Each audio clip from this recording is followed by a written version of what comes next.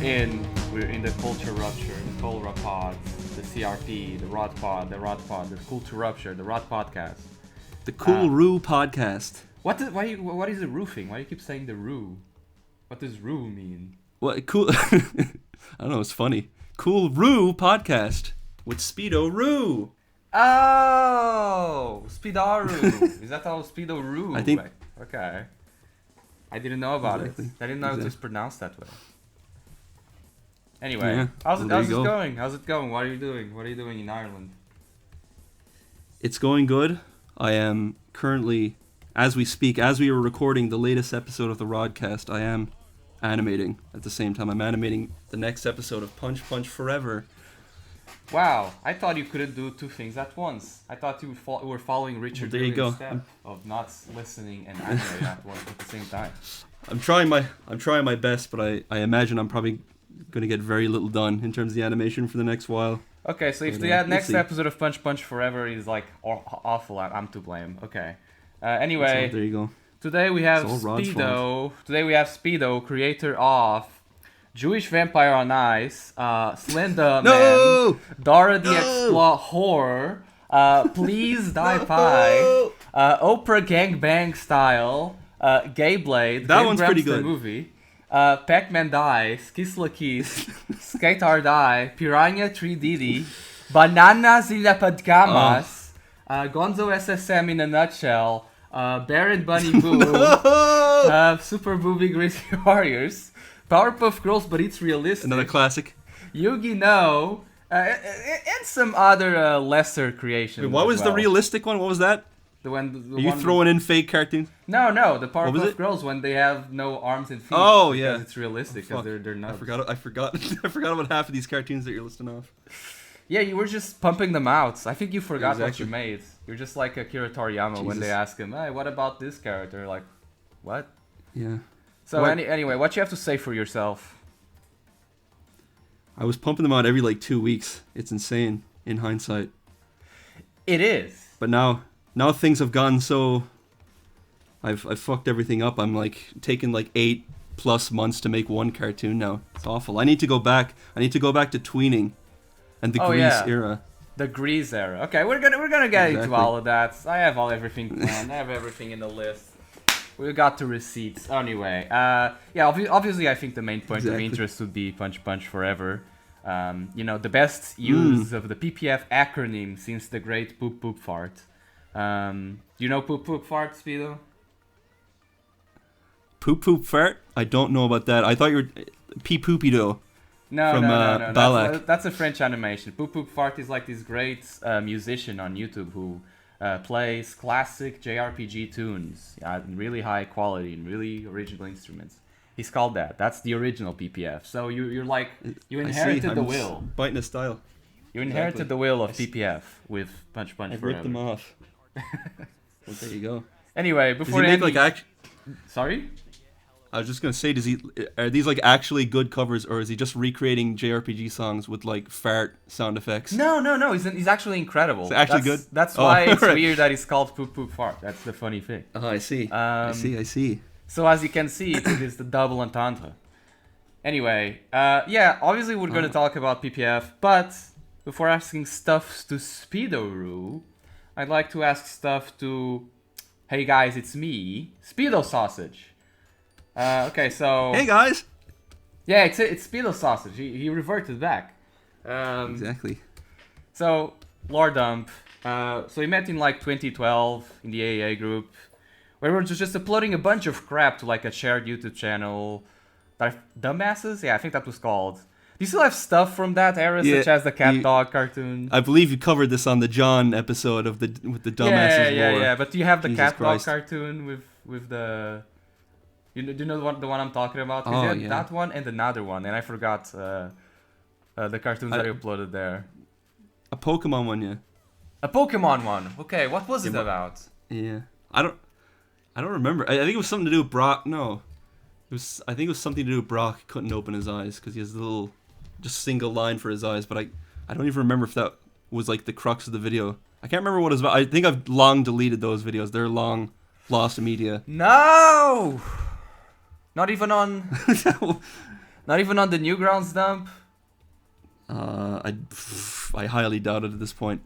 I mean, we took the Dumbass's channel for granted that would all stay there. But right. It all, it's gone. I don't know how it. If someone deleted it, or whatever happened, or maybe it was reported to YouTube because it was probably full of horrible content. I don't know. It was like that shit would be deleted immediately nowadays, I think. No, I'm just trying to hunt down whichever survived, like from Mean Paul and whatever.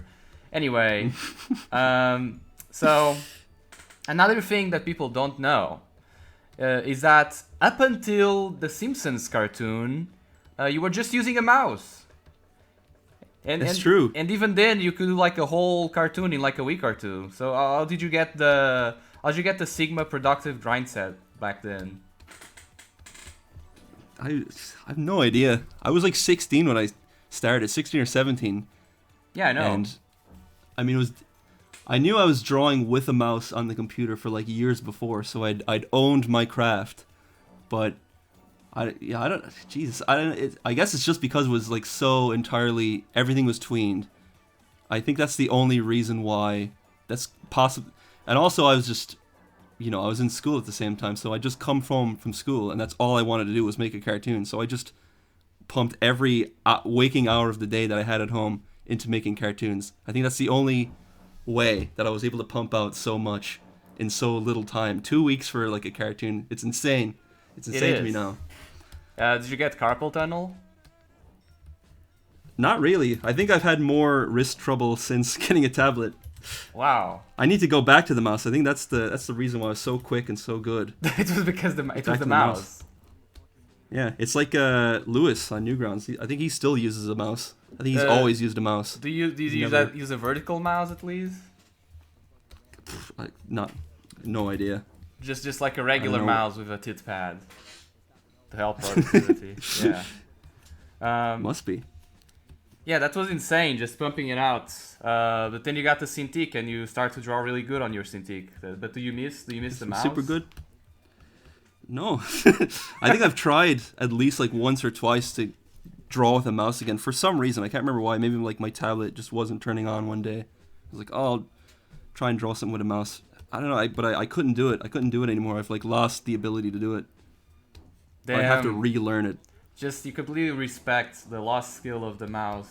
Damn, holy shit. True. Well, okay, so I don't know if I think you had an Ask FM at some point, but I don't know if those are lost to time. So, what's the lore of Jewish Vampire on Ice? Why is that your first animation ever? Why that one? I really do not remember. I think it was probably born out of a conversation with like my friends at school during a lunch break or something. Something like that. And then I just went home and made it. I think I remember I was like watching Spaz Kids Flash tutorials at that time. Oh, yeah, I remember. I think I just... Yeah, Sunday. I remember, Sunday tutorial. Yeah. And I just watched all of them because they were all up at that point. So I just watched all of them in like one day. And then over the course of like the next 2 or 3 days, I just made that cartoon. That classic, beloved cartoon. And you voiced everything also. I did. Regrettably. I voiced nearly everything in all those early cartoons, which is why I can't stomach going back to them. It's mostly just because of my voice acting. It was really bad. They're all enlisted. They're all like... I mean, on YouTube. On Newgrounds you can find them. I still have most of them, I think, unprivated. They're still up on like Newgrounds, I think. Yeah. They are on Newgrounds. Yeah, but YouTube, I'm like, oh fuck. more normal people will see YouTube, I suppose. So I'm like hiding them from there. But and if you really want to be an auteur, you can put them on Vimeo. But then you can only put one of them because extra you have to pay. Oh god, I never use Vimeo. Yeah. Now that I think about it, I also did like Captain Beatown in like 4 days or something. Yeah. But I think it was Christmas or something and I had time. I would not be able to do it at school like you did. That's insane. I don't know how we did it. I think it's a thing of just the more you learn about animation and actually doing it, how to do it well, just the longer it takes. But when you're like a complete amateur and you're just throwing shit together, it just comes together quicker, I suppose. Yeah, because it's just draw the next frame, just add the next frame. That's all you do. Timing? What is that? So yeah, you're not thinking about the timing or the arc or anything like that. You're not thinking about the 12 principles. Exactly. Okay, so that's the lore of Jewish vampire. What is like the long oldest drawing that's online that you ever made? I think there was like one. There was one drawing I did maybe like 6 or 7 years ago. That was a redraw of an older drawing I did. It's like I'm pretty sure it's an M-rated drawing. Oh, okay. I think there's boobies in it, but it's like just a girl in a bubble bath or something that I redrew a few years ago. But the original is up there as well. So that's like the oldest drawing That's ever been on the Speedo-net. That's true. That's true. I think I still have my other like first drawings on the Newgrounds as well in the art. Like I think the first drawing I did was like a drawing of my school principal dressed as Robin from Batman or something. I'm gonna check now. I think a lot of that stuff still is up there. Feel free to post it so I can edit them in the video, like all that old stuff. Oh yeah, I'll find the bubble bath redraw one because that's, let's see, I think that was like 2018 or something. I have a faint memory of that. Faint memory. Damn, 2018. That's 7 years ago already. Oh god. 2018. Yeah, here it is. Let's see. Here it is. Okay. There is titties. You'll probably have to censor some of it if you're putting it up on the YouTube video. Yeah. Well, that's the thumbnail just shows the new redraw, but you can see the old one underneath it when you click into it. Okay. I'm getting. And it's hot stuff. Let me tell you, it's hot stuff. Oh, I see. Okay, I can see the MS Paint in this. Yeah. So, if my math is correct, that's a 2010. So that's 2 years before you started your Flash journey. Yeah. Yeah, interesting. Yeah, and just looking at the comparison is pretty cool. Yeah, that one. The other that was like my school principal. That's your school principal. Yeah, I don't know why he's drawn as Robin, but there must have been some in-joke or some reason for that. There was context at some point in time. At some point in time, long lost. 13, Okay. 13 14-year-old context. Exactly. Okay, now that that's covered, now that mystery has been solved, why was your original style so greasy? Was it like Hong Tae Kim influence, Gonzo? What is it? Yeah, I think it was like entirely Gonzo. I can't think of like what other influence would have been responsible for that. It's funny you mentioned Hyung Tae Kim because I think I discovered him years later, and like I really love his art style, but I don't think that was an original inspiration. I think it was just purely Gonzo. You saw the turtle game and you felt inspired. You saw the 1 million classics. You saw the 1 million black guy jokes he made, and you're like, this is the one. Yeah. Well, the golden they were pretty stuff. greasy. But there was one of your original cartoons that really stood out, and that's Bear and Bunny Boo. And that's technically your first series, even though it was only 2 episodes, I think. Well, that was technically the second, because you're forgetting about Super Booby Greasy Warriors. No, wait. Of so course. Bear and Bunny Boo was after Well, that? no. I think it was before. I was making Super Booby Greasy Wars before Bear and Bunny Boo, so I made that all in like 2013, but it didn't come out until after Bear and Bunny Boo. Okay. What is the concept of Bear and Bunny Boo? What is it about? Like, why did you get that idea? I don't know. I think, well, you mentioned that like that's the one that stood out of my old cartoons, because to me, in my mind, that's like the cartoon where I went from old horrible stuff to like competent, somewhat more competent. Like I became a lot more self-aware in that time. But as for the idea of where it came, like I don't know. To me, it's like it's kind of whatever as the cartoon. It is like the most obvious, Newgrounds type cartoon of it starts as a cutesy little thing and then it turns violent. So I don't know what inspired me to make it, but I just did.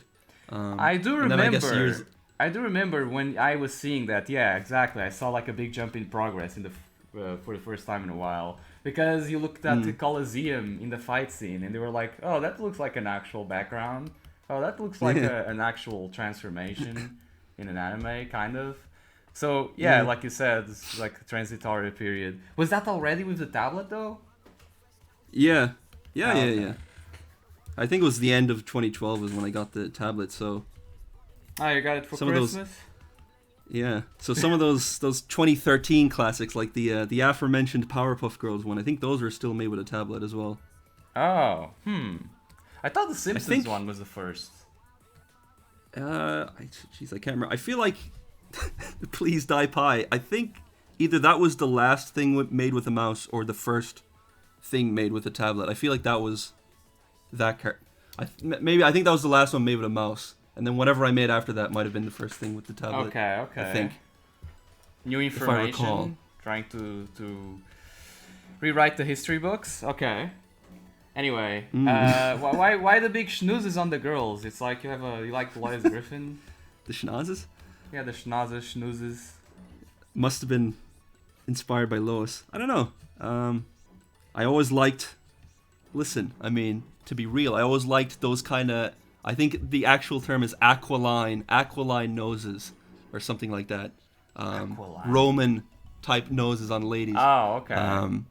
But again, I couldn't really pinpoint, like, is there a specific artist or something that I took that from. I think I just did it.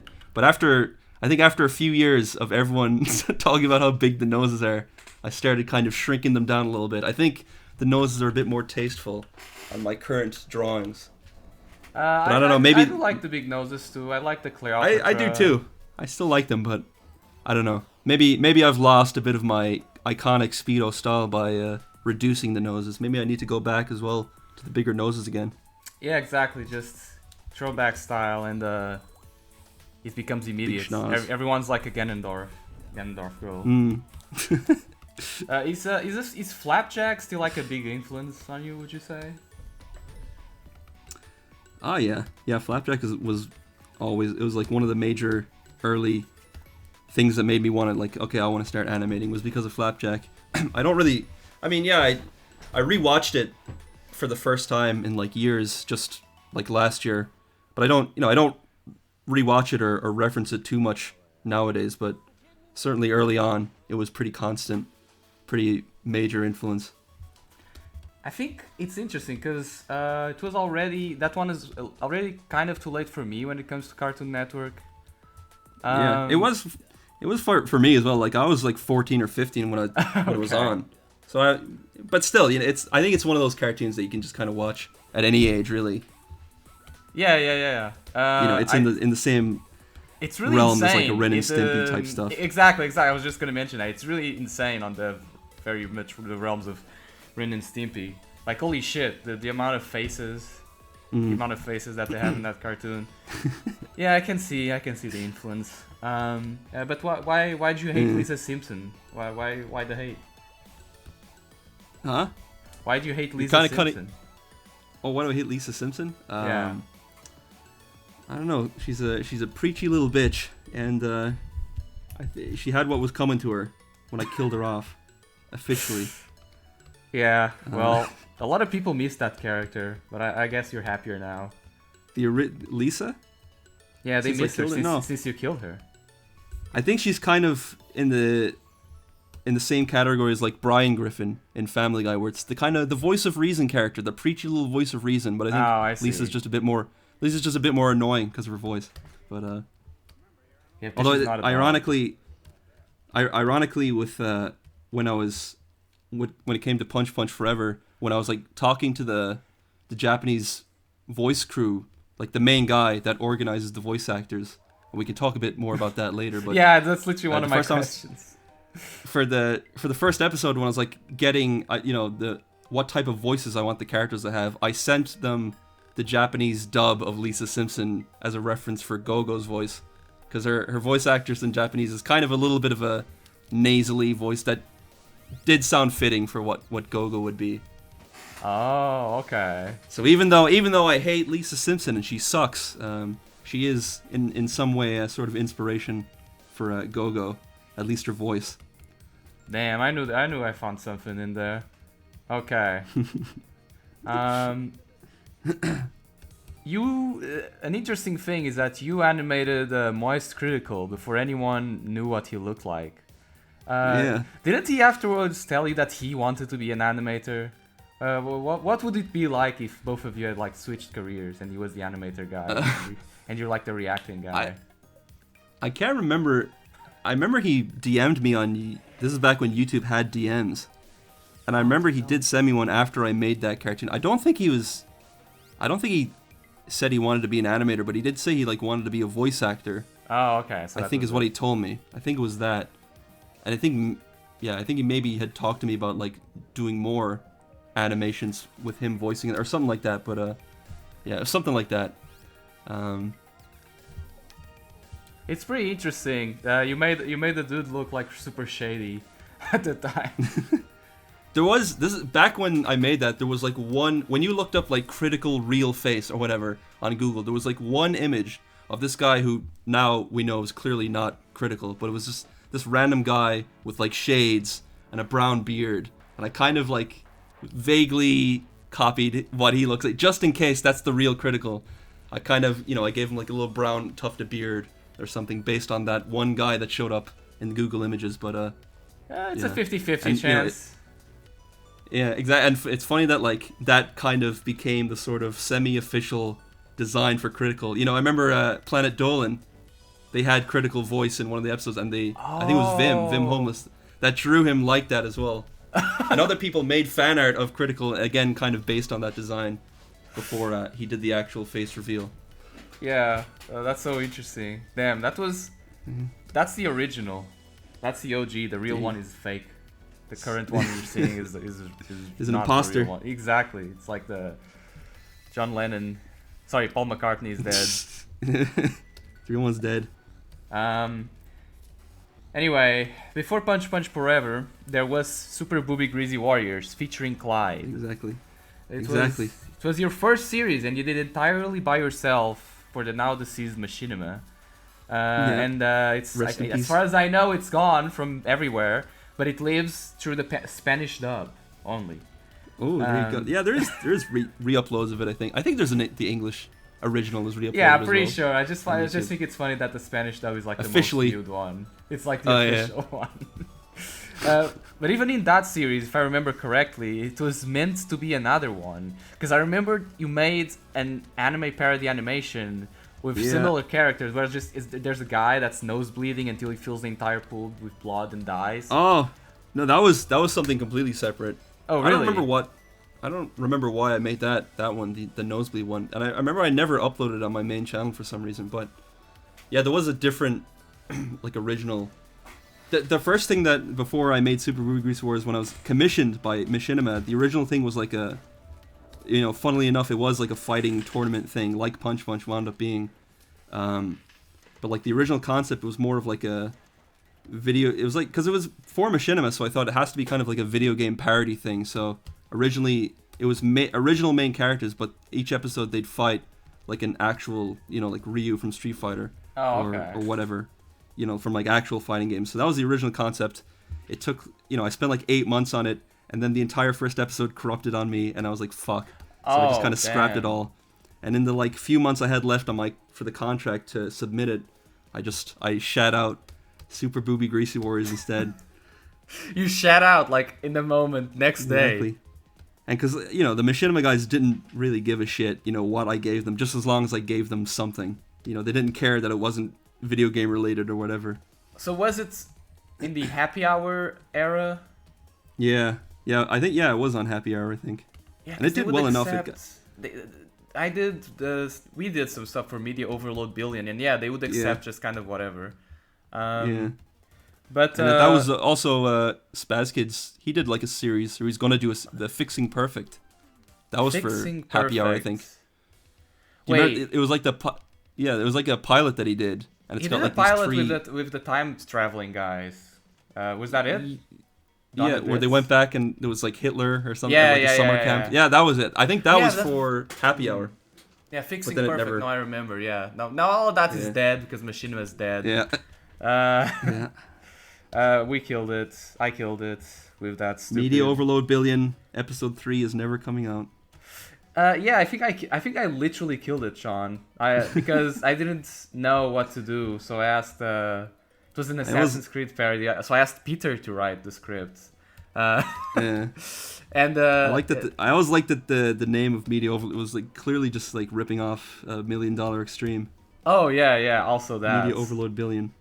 Anyway, I made a joke about the Assassin's Creed guy killing John F. Kennedy, and then they No! then they decided to upload that at the exact day of his No.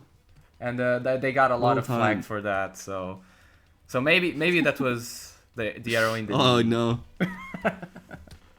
Anyway, there you go. so I didn't know those two series had nothing to do with each other, because I remember back when YouTube had actual customizable pages. That was like your wallpaper. That was like all those characters, the main guy, and that was like your wallpaper and stuff. Jesus, God, I don't even remember that. I did put them in one of the shots in the first episode of Punch Punch, as like a little nod that like no one will fucking know. I will. You just have to tell me where it is, because I think just have to somewhere tell in me the what it is, beginning. because too many characters and I can't spot it. Yeah, there's a crowd shot with them pretty prominent at the front, I think. Oh, okay. Anyway, yeah, then became Super Booby Greasy Warriors, and that shit went on for 5 or 6 episodes, and you did just everything. You did like the voices, the drawings, again, yeah, just everything, like the girls' voices. Yeah. That must have been like a was- pretty big endeavor, because I remember I was in college and you were just a new episode every 2 weeks or something, or every month, I forgot. Yeah. So how was that? It was like Was it humbling experience? Yeah. I mean, I think I'd probably credit that as the thing, because afterwards it's when I made Bear and Bunny Boo and everything. I think I would credit that experience as the thing that sort of made me more self-aware as a creator and everything, because I knew I had to just shit everything out as quickly as possible. I did the whole thing in like 5 or 6 months, and in total, when you add up all the 5 episodes, it's like 15 minutes of animation, which is getting all that done in like 5 or 6 months is like fucking insane. Wait, it's only 15 minutes? I think so. Yeah, I think it's a little bigger. I'll have to check myself. I think each episode is only like 2 or 3 minutes. It's not that long. Oh, okay. I do remember it being a little longer. Maybe I'm confusing things. Anyway. Oh, yeah, I see the full upload is 16 minutes, just about 16 minutes. Okay. Yeah, that's a lot still for the time. And I was like 18 or something. Yeah. Exactly. That's what's insane. However, in one of the episodes, Professor Psycho's sidekick falls from a really high place and he's fine. But in a later episode, he falls from a fence and his legs comes off. This is highly inconsistent writing, worth 100 scenes at least. Have you evolved as a writer since then? Not really. I still do the same shit in Punch Punch and everything all the time. Like, I don't know, it's funny. Well, did you get better at punching lines? I guess so. I suppose I have a little bit. Well, everything with Super Booby Greasy Wars was like, everything was like the first draft was wound up in the final product. So there was no finessing of any of the animation or anything like that. It was all just, first draft, and then that's what's in the episode. No editing, just whatever jokes are in there. That's it. Yeah. Same with the writing, everything. Yeah. Jesus. So that's actually a huge density of jokes to have in the first draft. Damn. Like when he. I don't know how I did it, but yeah, like when he starts seeing. It's not tits in everything. That was a good joke. Like in the guy's bald head. That's pretty good. I'm definitely, it's obviously a feat. It's a pretty impressive feat to get like 15 or 16 minutes of animation done in a few months and everything, but like it is like my least favorite thing I've ever made, I think. It's definitely up there. It's definitely the whole experience of making it was so negative that I hate it. I hate the end product. Sucks. Well, it's out there. Hopefully PPF only people can see the humble origins. Ignore it. So yeah, your art style got much better since then in pretty much every single way imaginable. But would you say that the untold amount of smut you've drawn was necessary for that kind of progress? I guess, there's certainly, people say that all the time about like doing smut helps you learn how to draw bodies and how bodies interact with each other and everything a little bit better. So I guess, to some degree, I would say what I've learned from anatomy, from making not safe for work stuff, has kind of trickled over into my more normal, acceptable works. Trickling down speedonomics. Okay. Yeah, I can see that happening. Exactly. I can see, especially since there was so much of it. Though one of the things that you are best at is like color combinations. Such beautiful combinations of colors. Thank you. It's a known fact that only pretty girls can see the whole color spectrum. So, how did you attain girl eyes? What does this mean? How did you have girl eyes? See all the colors. I don't know. I think I'm sure I definitely learned early color theory from the great Egoraptor, of course, and his approach to color. His kind of I don't know what you call it, like peachy kind of color schemes. I think pretty like every fucking animator at that time kind of complementary color schemes. Fuck exactly. James Gurney, just go straight to Egoraptor. But it's true. I think I learned all of my baseline understanding of color theory from his stuff, and just like every other artist and animator I watched at the time. So you weren't just buying like every single to draw book like me and Reichert just to sponge out 1% from each? I have approximately one art book in my possession physically. I think I have a folder that literally is called Reichert stuff, from the stuff he sent over the years, PDF files of like art books scans, but I only have one actual physical art book myself. What is it? Let's see, I have it right here next to me. It's, do you know Tom Fox Draws? Tom Fox No. Draws. Well, the book is called Anatomy for Artists, Drawing, Form, and Pose. Wait a Tom second. Fox Draws. Anatomy He's like for this artist. Yeah. Wait, I know this guy. Yeah. I think why I got this one specifically is because his stuff kind of is already a little bit exaggerated in a cartoony way. I feel like that resonated with me more. Looking at like a much more, I don't know, clinical art book where it's like, here's the anatomy, and it's like this hyper realistic drawing of like a skeleton and muscles and stuff. That's not gonna. I feel like that washes over my head, but something like Tom Fox Draws, where it's a bit more simplified and like I said, stylized in a way. I think this being in the same line of the other guy that Reichert was on about, Michael Hampton. Do you know about that one?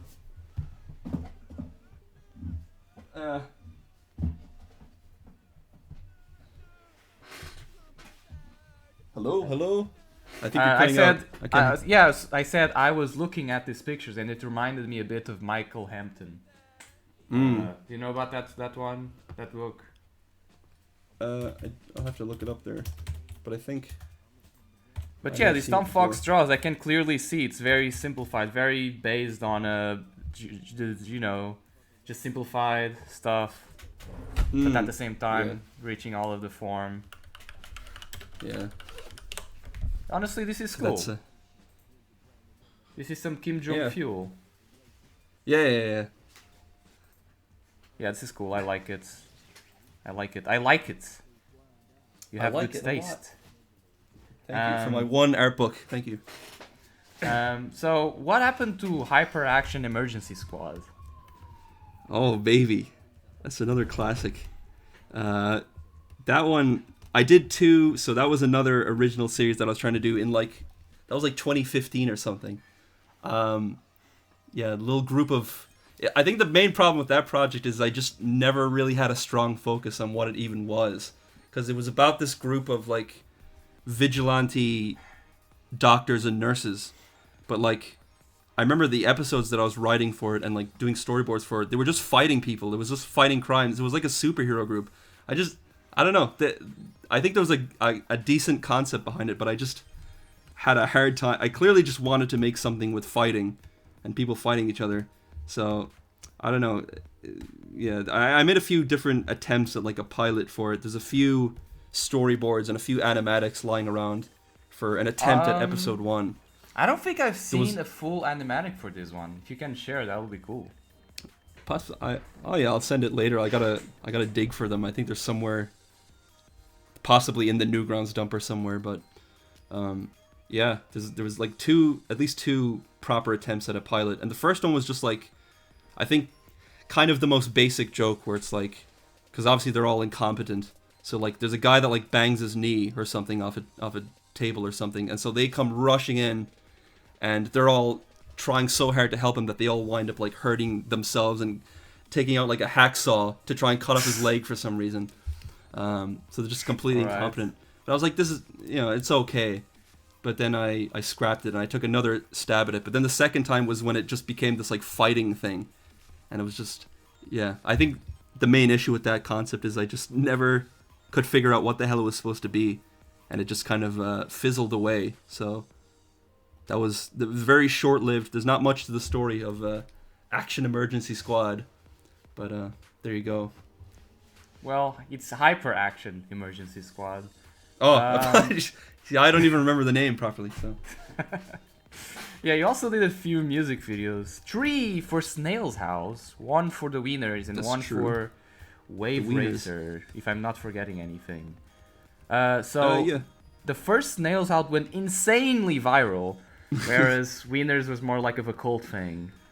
Now, as someone who worked on I've worked on dozens of animated music videos, so I want to know what your approach was comparatively, and how did you know about, how did they get to you, and how did you know these artists and work with them? How did this whole thing go? Well, the Wave Racer one was the first one I did, and that was just like a fan. I just made it myself. I just took a few of the songs. Oh, it's completely fan animation. Okay. Yeah. It's not official or anything like that. So I just made that, and then Snail's House reached out to me because he's a fan of Wave Racer's music, so he just saw that, I guess, and he just hit me up and like, hey. And I already was listening to Snail's House at the time, so I was like, oh, I like your stuff too. So we just, we quickly threw that together. And, with the first Snail's House video, it was just, with all of them really, he just kind of lets me do whatever. The only request is like, it has to have the snail girl in it. And then everything else, you can just do whatever you want. So the second episode was all just the whole quest with the raccoon, the RPG quest in the second episode. Was it all your engines? All of them, yeah. The first one, all of them were just my own stuff. Oh, okay. Oh, that's cool. That's a lot of freedom. Damn, that's cool. Yeah. And it was that's a nice for the little Wieners. experiment, trying to... And it did seem like a cool experiment, and a lot of people liked it. I think it's like 100 million or something. It's insane. Yeah. But the Wieners, you were actually like a huge fan since the beginning, right? Yeah. I love Wieners. You love them. Yeah, they're so. Oh yeah, that was another one where I just made a little short thing, just like a 20-second thing on my channel, and I got, at the back of my mind, there was definitely a bit of like, oh, I hope they see this, I hope they reach out to me, because they are a much smaller band, they're not really too popular, but I just love their stuff, so I made that fan-made, that it's called Go Anti-Go, on my own channel. I remember and then, that, yeah. I was very confused I remember they saw at the it. But yeah, I remember they saw it, and they followed me and they said nice things and everything. But there was, again, I was like waiting for that. Oh, I hope they kind of reach out, and nothing happened. It was like 2 years later when they finally actually reached out to me and hey, do you want to animate an official music video? Because I think it was, it was during it was 2021. I think everything was still kind of in lockdown over there in Japan at least. So they just reached out to me to animate a music video for them. And the problem with that music video was that the deadline was like insane. Really?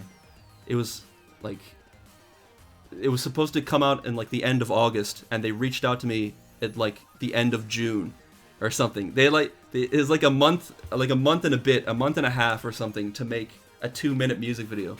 So it was pretty rough going. That was another very tight deadline. I do remember you getting help for that one, right? Yeah, that was my first like instance of like getting other animators to help, because usually obviously I have like other voice actors and background artists and stuff like that over the years, but like that was the first instance of like I got to get other animators or else this isn't gonna happen. So I got Vim again, Vim Homeless. Yeah. I remember seeing Vim in the credits. Unserious guy. Yeah. Damn. When I got the 5-finger death punch job, I had 2 weeks to do like a 2-minute video.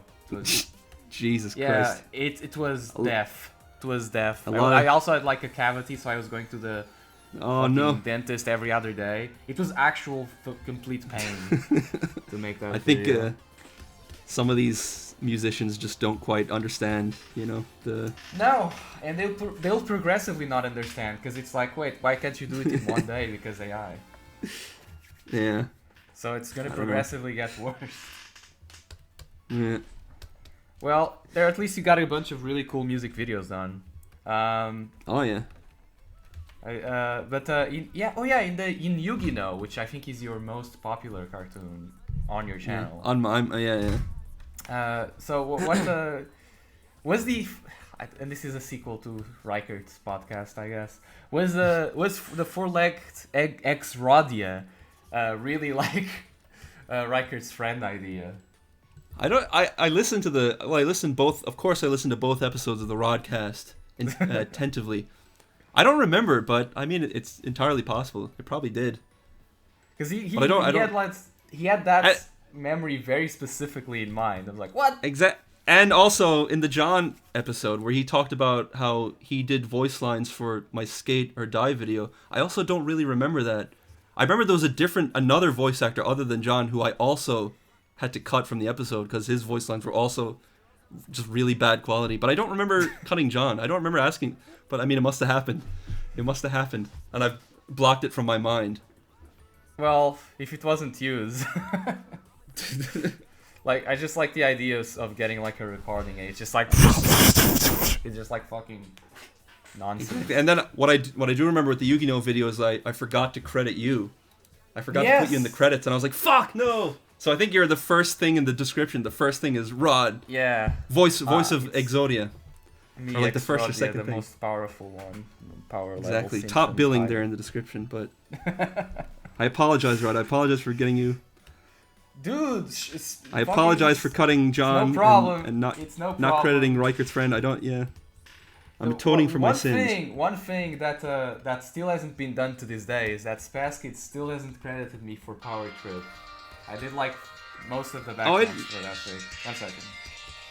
Oh god, I remember Reichert did some of the backgrounds for Power Trip. Yeah, I didn't know you did some as well.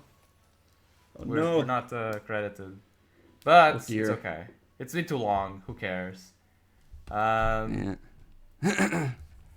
Anyway, why does this Graced Attorney feel like an Xavier Renegade Angel episode? Because it kind of does. Oh yeah, it's like totally inspired by Xavier. I think I just rewatched the entirety of Xavier like a couple weeks before making that video, and it was like the entire thing was trying to make something along the lines. There's that one scene from Xavier where there's the two Xaviers arguing with each other. Yeah. Arguing outside the phone booths. So that was like the main entire sequence. Basically, because I voice both Miles and Phoenix, and I'm basically just doing like a light Xavier impression, anyways. Yeah, it does kind of seem that way.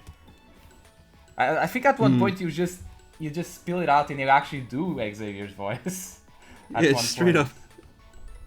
Anyway, do you game? Unabashed. Do you game?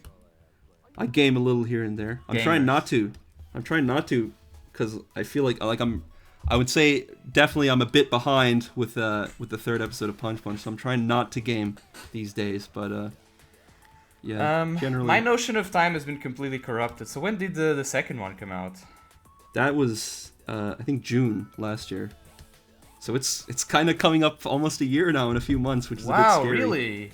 Man, it felt like yesterday. Well, Jesus. Hopefully it feels like that for everybody, but yeah. No, it's just because I'm old. You need old to think that your fans are like half your age or something. Fine, exactly. Yeah, that's true. Well, what's the meaning of Jomer and his power level? What is it? Jomer, that was for, I remember Egoraptor back on Twitter a few years ago would do this thing, I think it was called like Cutie Saturday or something like some hashtag, and then artists would submit their cute babes, And I think after that, Psychic Pebbles did his like parody version of that, where it was Homer Saturdays, where everyone had to draw fan art of Homer. So I think Jomer was my submission for a Homer Saturday, and then it just took on a life of its own, and now it's starring in Chris and Peter's videos. He's a star of his own. It's like the icon for the show. Did I don't remember if I ever told you that what's his name? Wolfhard, Nick Wolfhard. No, what's the other guy's name? The kid from Stranger Things. Yeah. You sent me like that. You like the Simpsons Power Level video. So Finn Wolfhard is the kid from Stranger Things. It's his brother Nick Wolfhard, who's like an anime voice actor himself, but he specifically DM'd me out of the blue one day just to tell me, I really like this video in your favorites list or something. Or it's my greatest videos of all time YouTube playlist. And I have the Power Level video. He just randomly, just that video specifically, and I was like, I had to tell, like, oh, that's a friend of mine made that. Like, whoa. So there you go. There's Nick Wolfhard is a fan of the Simpsons Power Level. And as for Jomer's Power Level, it's what? What is Jomer's Power Level? Jomer's Power Level is definitely unrestrained. It cannot be calculated by our human numerical systems. We need to invent an entire. We need to invent a new one just for Jomer. Exactly. Or go back to the Sumerian fucking 12. Yeah, I'm glad that the Simpsons Power Level gets some love. That video is ahead of its time. That was 2020 humor in 2017. I love that video. I love the like ominous music that's playing in the background for the whole thing. Yes. And the Brazilian Dragon Ball Z also. Yes. Yeah, that's that list, the greatest YouTube videos of all time. I think I've shown that list like 20 people by now. just like the computer grandpa, the practicing teleporting. Yes. Watching Friends without clapping. Yeah. Can you do it? Can you do it, Sean? Can you watch Friends intro without clapping? It can't be. Well, he proved it could be done. Well, that's true. Have you gotten breaded? No, I did commission that guy for it was one of Peter's birthdays a few years ago. I actually got that guy. I paid him $5 on PayPal to make a breaded video for. I think it's on his channel. I think it's like Amazing Larry, you've been breaded. There you go. That's my crossover. I would I did because I had like in episode 1 of Punch Punch I had Sephiroth Sword 57, who's the live action guy. But yeah, I was like considering trying to get Casca King, the breaded guy, in Punch Punch some way. Just on. He could be the president. I was thinking he could just the same thing, just on a screen. But I'm thinking like it's the president of the United States. Yes. And it's just Casca King. Yes, the president of the United States is Casca King. You've just been breaded. Yes. So we'll see if I commit to that. But that was an idea I had. Yes, that's good. That's if there's ever a crossover episode where they go to America or something. Okay, so now you have to. This is one series. You have to choose Lenny or Carl. Lenny or well, it has to be Lenny every time. Okay. I've always said if I ever like get a dog or a cat or something, I want to name it Lenny. It's such a good name. All right. And a great character. Okay, now this is. Sorry, I was going to say I think Carl has lost a bit of his luster because he's got a different voice actor now. It's not the same guy. Just doesn't hit the same. I didn't know that. You're correct. Well, I do have to ask you, what's the deal with Shad Shermie and Virgin Mai? Yeah, I love Shermie. She's my favorite King of Fighters character. She's a babe. Well, actually, in terms of playing her, I'm shit at her. I don't think I'm very good at playing her, but I just think her design's really cool.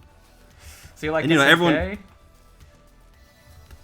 everyone loves Mai because she's the hot babe with big boobs. But then Shermie's hotter. She's got bigger boobs canonically. Oh. That's a bit interesting lore there. So you like SNK stuff? I do, yeah. I would say. SNK or Capcom? I mean, overall Capcom. Cause everything Capcom did in like the 90s is just like solid gold. Even like the shit things they made, like if like Star Gladiator this like Star Wars PS1 fighting game they did. It's not a good game, but I still think it's really cool. Like the character designs are really awesome. You know what's really cool from Capcom in the 90s? Red Earth. Do you know Red Earth? Oh yes, I do. The new Monster Hunter game made a tribute to Red Earth. Oh, cool. It's really cool. The sprites for that game are insane. They're some of the best animated sprites I've ever seen. Yeah, that's a beautiful game. Some of like the bosses are like so intricately designed. So insane. Okay, I swear I'm getting to Punch, but first we just need a few more questions. Okay. First I need to tell you, do you think Joe is really demented? And what is the best Wardog cartoon for research purposes?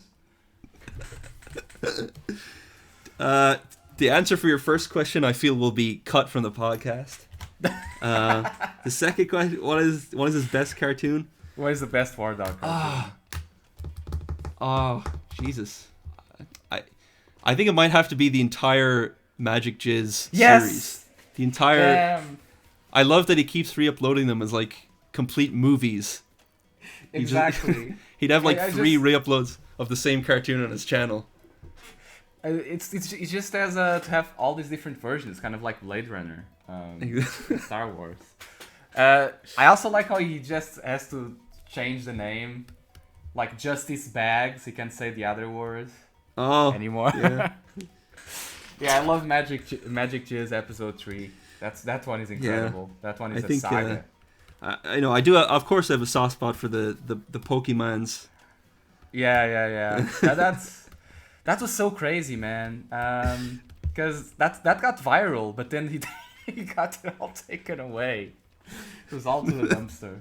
Even Oni was super into it, but then it's just like, Jesus. Yeah, he was in one of the. He voiced in one of the episodes, didn't he? Yeah, Oni voiced. He voiced Misty in one of the episodes. Yeah, in the later ones, he voiced Misty, which is weird, which is kind of weird.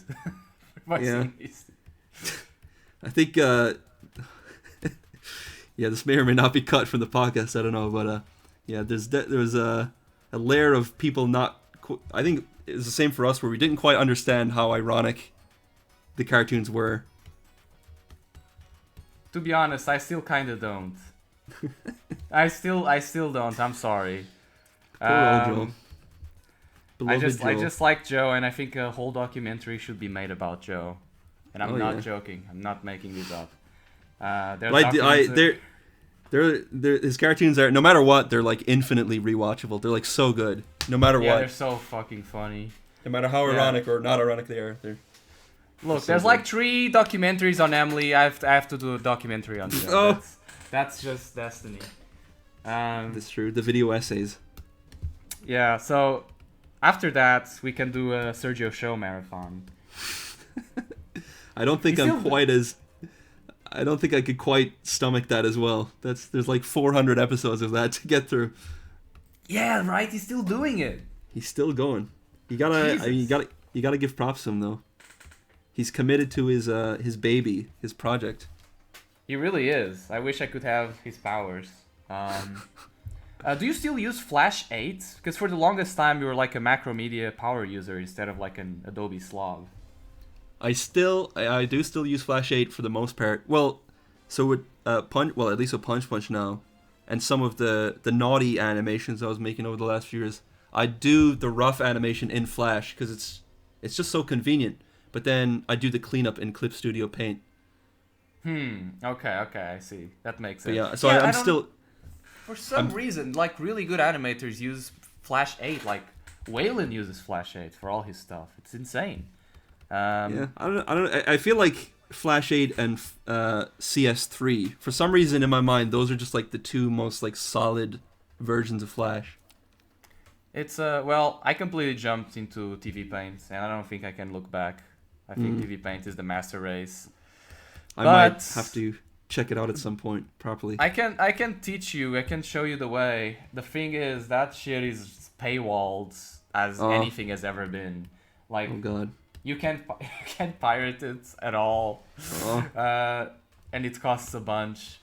I paid for it because it's good, but you know, if you got options, at least you can use an extended trial, like forever, just to test it out. Anyway, I might try that. Yeah, I feel like the process like how it's laid out isn't that different from Clip Studio Paint animating in that. It's way more streamlined, it's way better. Like I've tried both of them. It's incredible. Like TV Paint, if you know how to use it, it can just do everything the way you want it. Just like it's trying to mimic 2D animation, like in paper, right? But it has the FX. It has an FX stack on top of it. It has both layers and just frames. It has the coolest brush engine in any program I've seen. Yeah. So it's got a lot of things going for it. Anyway, it is bitmap though. It's not a vector. So there's that problem. However, okay, I swear, last question before Punch. Yeah, like everyone wants to come here just for Punch forever, and then you have to listen to an hour of Joe Dement. It's gonna understand what that means. Yeah, well, they can do their research. I'm assuming their brains have not been completely rotted by TikTok or some shit. Okay, so last question for PPF. Why did you evolve from a sausage to a frog? From Speedo sausage to Speedo-RU? Well, I think I don't even like have any particular affinity for frogs or anything like that. So I don't really. I think it was just when I was making the Go Anti-Go music video, I just drew like a frog in there at some point, and I just repurposed that. I think what I was jealous is maybe a bit strong of a word, but like I'd see like other artists on Twitter and stuff that would draw themselves. They're all little mascots, and when people would draw me, no one would really know what to draw because I never really gave myself an actual like mascot or anything like that. So I just decided, this frog design, I'll just reuse that, and that just kind of became my little stand-in, my little design.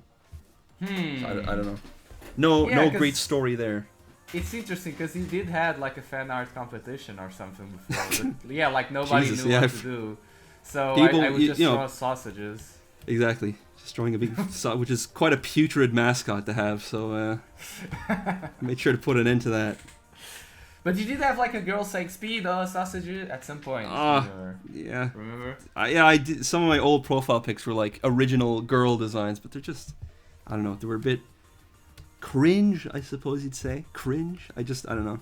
I wanted something a bit more simple looking and a bit more appealing, I suppose.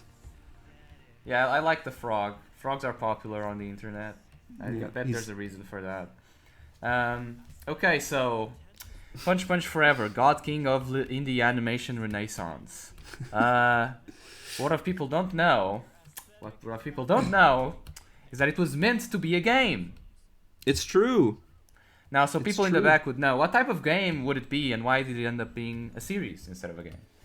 There is a game that you can look up. It's called The First Funky Fighter. The First Funky Fighter, which is like... I'll write it in the chat. It's like an old Taito arcade game from like 1993 or something.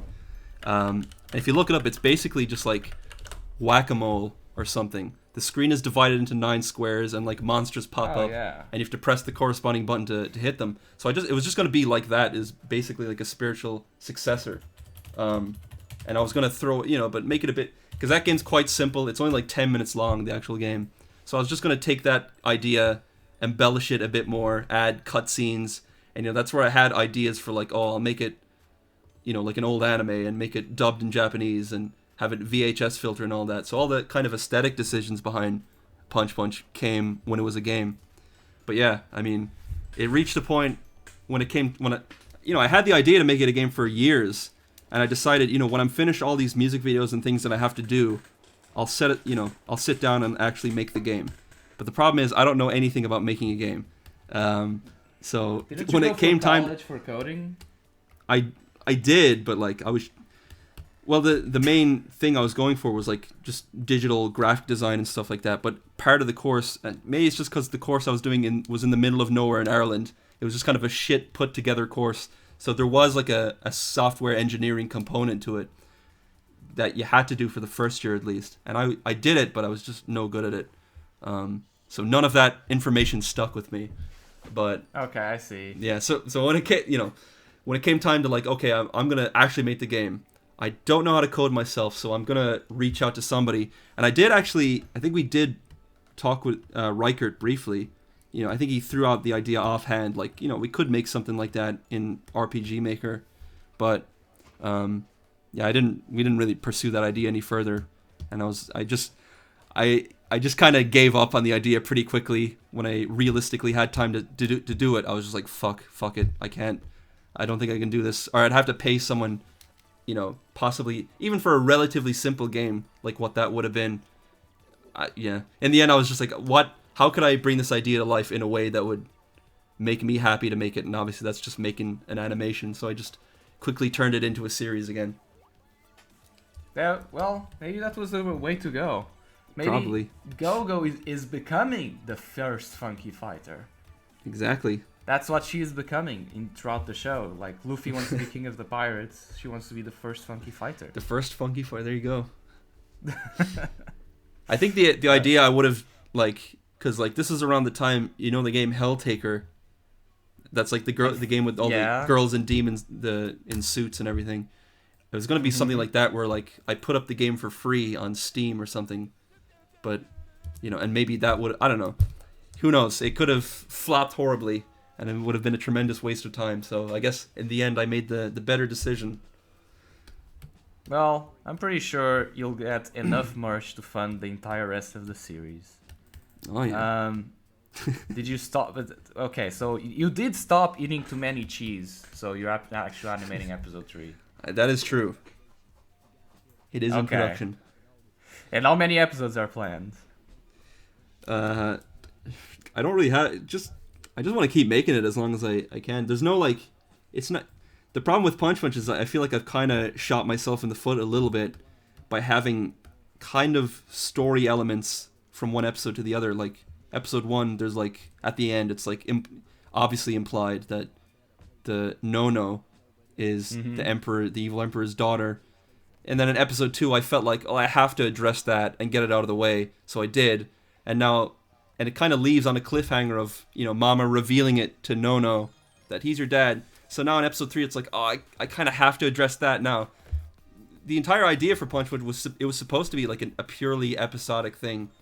Just Monster of the Week, like Powerpuff Girls or something. Yeah. But now I have these little story threads, and so I don't know. You became Rick and Morty. You have to do it. I became now. Rick and Morty. Yeah. Do it. But I mean, we'll see. You know, I don't have any like massive overarching like plot. You know, what's gonna happen at the end. I don't have. Obviously I have an idea of how the final episode would go, but like everything in between, I'm just gonna make as many episodes as I want to for the next foreseeable, 5-10 years at least. I'll probably keep making them.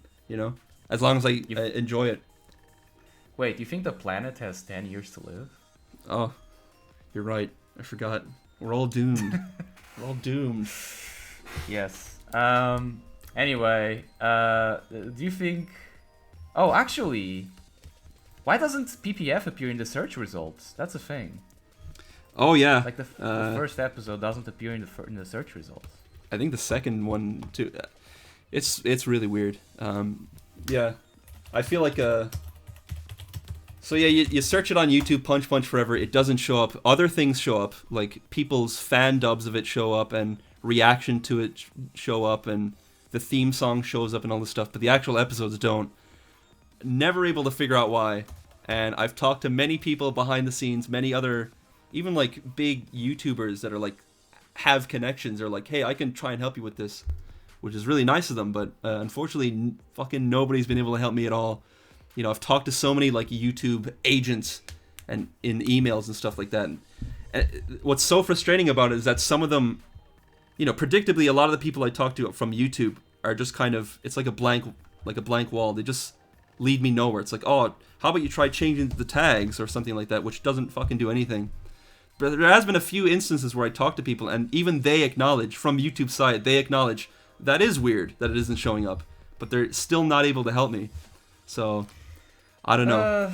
People have... It's somewhere so many, there in the 30 million lines of code. There's probably something somewhere. A lot of... there's been many suggestions of what it could be. Like, is it because it's all in Japanese? Is it maybe being hidden from Western results or something, which I don't believe that's the case. People saying, yeah, is it too weird thing. Too gory or too sexual, which I don't think is the case either, because they just flag it or say it's adult only or whatever. So they haven't done anything like that. It's there's no ad restrictions or anything, so it should be fine. But yeah, nobody knows, and the fact that it happened to episode 1, and I was like, oh fuck, that sucks. But hopefully it won't happen to episode 2, and then it did happen to episode 2. So now I'm kind of, I expect that's just what's gonna keep happening going forward. I don't know why. I mean, that's kind of sucks because it's limiting the reach. It is. It's really who knows how big it could get. So yeah, it's a little bleak to think about. But I mean, at the same time, like it's done well enough for me. Like it's done well enough to be pretty self-sustaining, and it has a good, sizable fan base. The merch did really well. So I think it's kind of, to me, it's like in the perfect spot where it gets a few million views per episode. It's doing well enough. But at the same time, if it were, like, I can't imagine it being like Digital Circus, Friday Night Funkin', like hundreds of millions of views. Because that seems like hell. I think Gooseworks, I saw Gooseworks say... If that happens, then there would be like so much bootleg shit. Yeah, and just like so many like 14-year-olds in the fan base sending death threats to each other, fighting over my OC, my recolor OC, Punch Forever OC is better than yours. My AU Punch I'm Forever. gonna dox you and swat you and have you killed. My alternate universe Go-Go with different colored eyes. I saw like Gooseworks themselves, I think, said on like Tumblr or something, like, God, what I wouldn't give for Digital Circus to just have been like a show that got 1 or 2 million views. I mean, I'm sure they're obviously happy with how well it's done, but at the same time, it's like fucking seems incredibly overwhelming and horrible, to be honest. Well, I think you're in that sweet spot then. Let's skip it there. It does suck, the whole not showing up in the search results, but whatever. I'll take it. There's something good from it, at least, is like, yeah, it's in the sweet spot where it's not getting too much attention to where it would be too much to handle. That is true. It's about as far as one could go. It's about in the lane of what is Zurell's show? Monkey Wrench, yeah. Yeah, it's around that. Yeah. Pushing that weight. Anyway, I think the most interesting aspect is that the whole thing is in Japanese. Like, is the OG script in Japanese? Did you meet the Japanese voice actors, especially Sephiroth Sword 57? No, I write it all in English, and I record like a reference voice track myself, just voicing all the characters, and I just send that off to them. The main guy that I talk to, he runs a YouTube channel that their whole thing is that they do Japanese dubs of Western internet cartoons. So this main guy, the head honcho, he speaks fluent English, and he translates the script into Japanese, and he takes that reference track, and they use that as even though it's in English, they still use that as a guide of like how the voice lines should be delivered and stuff like that. Oh, so that's how it gets to sound so natural. Yeah. Was it? Did you think? Would you say an anime like Gintama inspired this series? I will say I haven't watched Gintama myself. Oh, okay. I've been meaning to for many years. I mean, I wouldn't really say there's many anime that inspired me in regards to the humor. Because I think the humor is kind of just the same stuff I've always been doing, the kind of stupid Newgrounds, flapjack, blah, blah, blah. But in Japanese. Exactly, so exactly. You got Speedo and then Speedo Japan. Exactly. But for the actual inspirations for it would just be, more standard stuff like Yu Yu Hakusho and early Dragon Ball, Dr. Slump, all that sort of stuff. And then obviously it has a lot of Slump energy. Yeah, and then the other obvious, every animator on planet Earth is inspired by, which is, Studio Trigger and their type of stuff. Mm-hmm. Kill la Kill, Penny and Stocking, so on. Yeah. Who animated like the intermission parts of the show? Because it's always like different people, right? It's like I just get planned? Yeah, I get just different guest animators or artists to do the little intermissions for each episode. All right, that's interesting. Can I do one?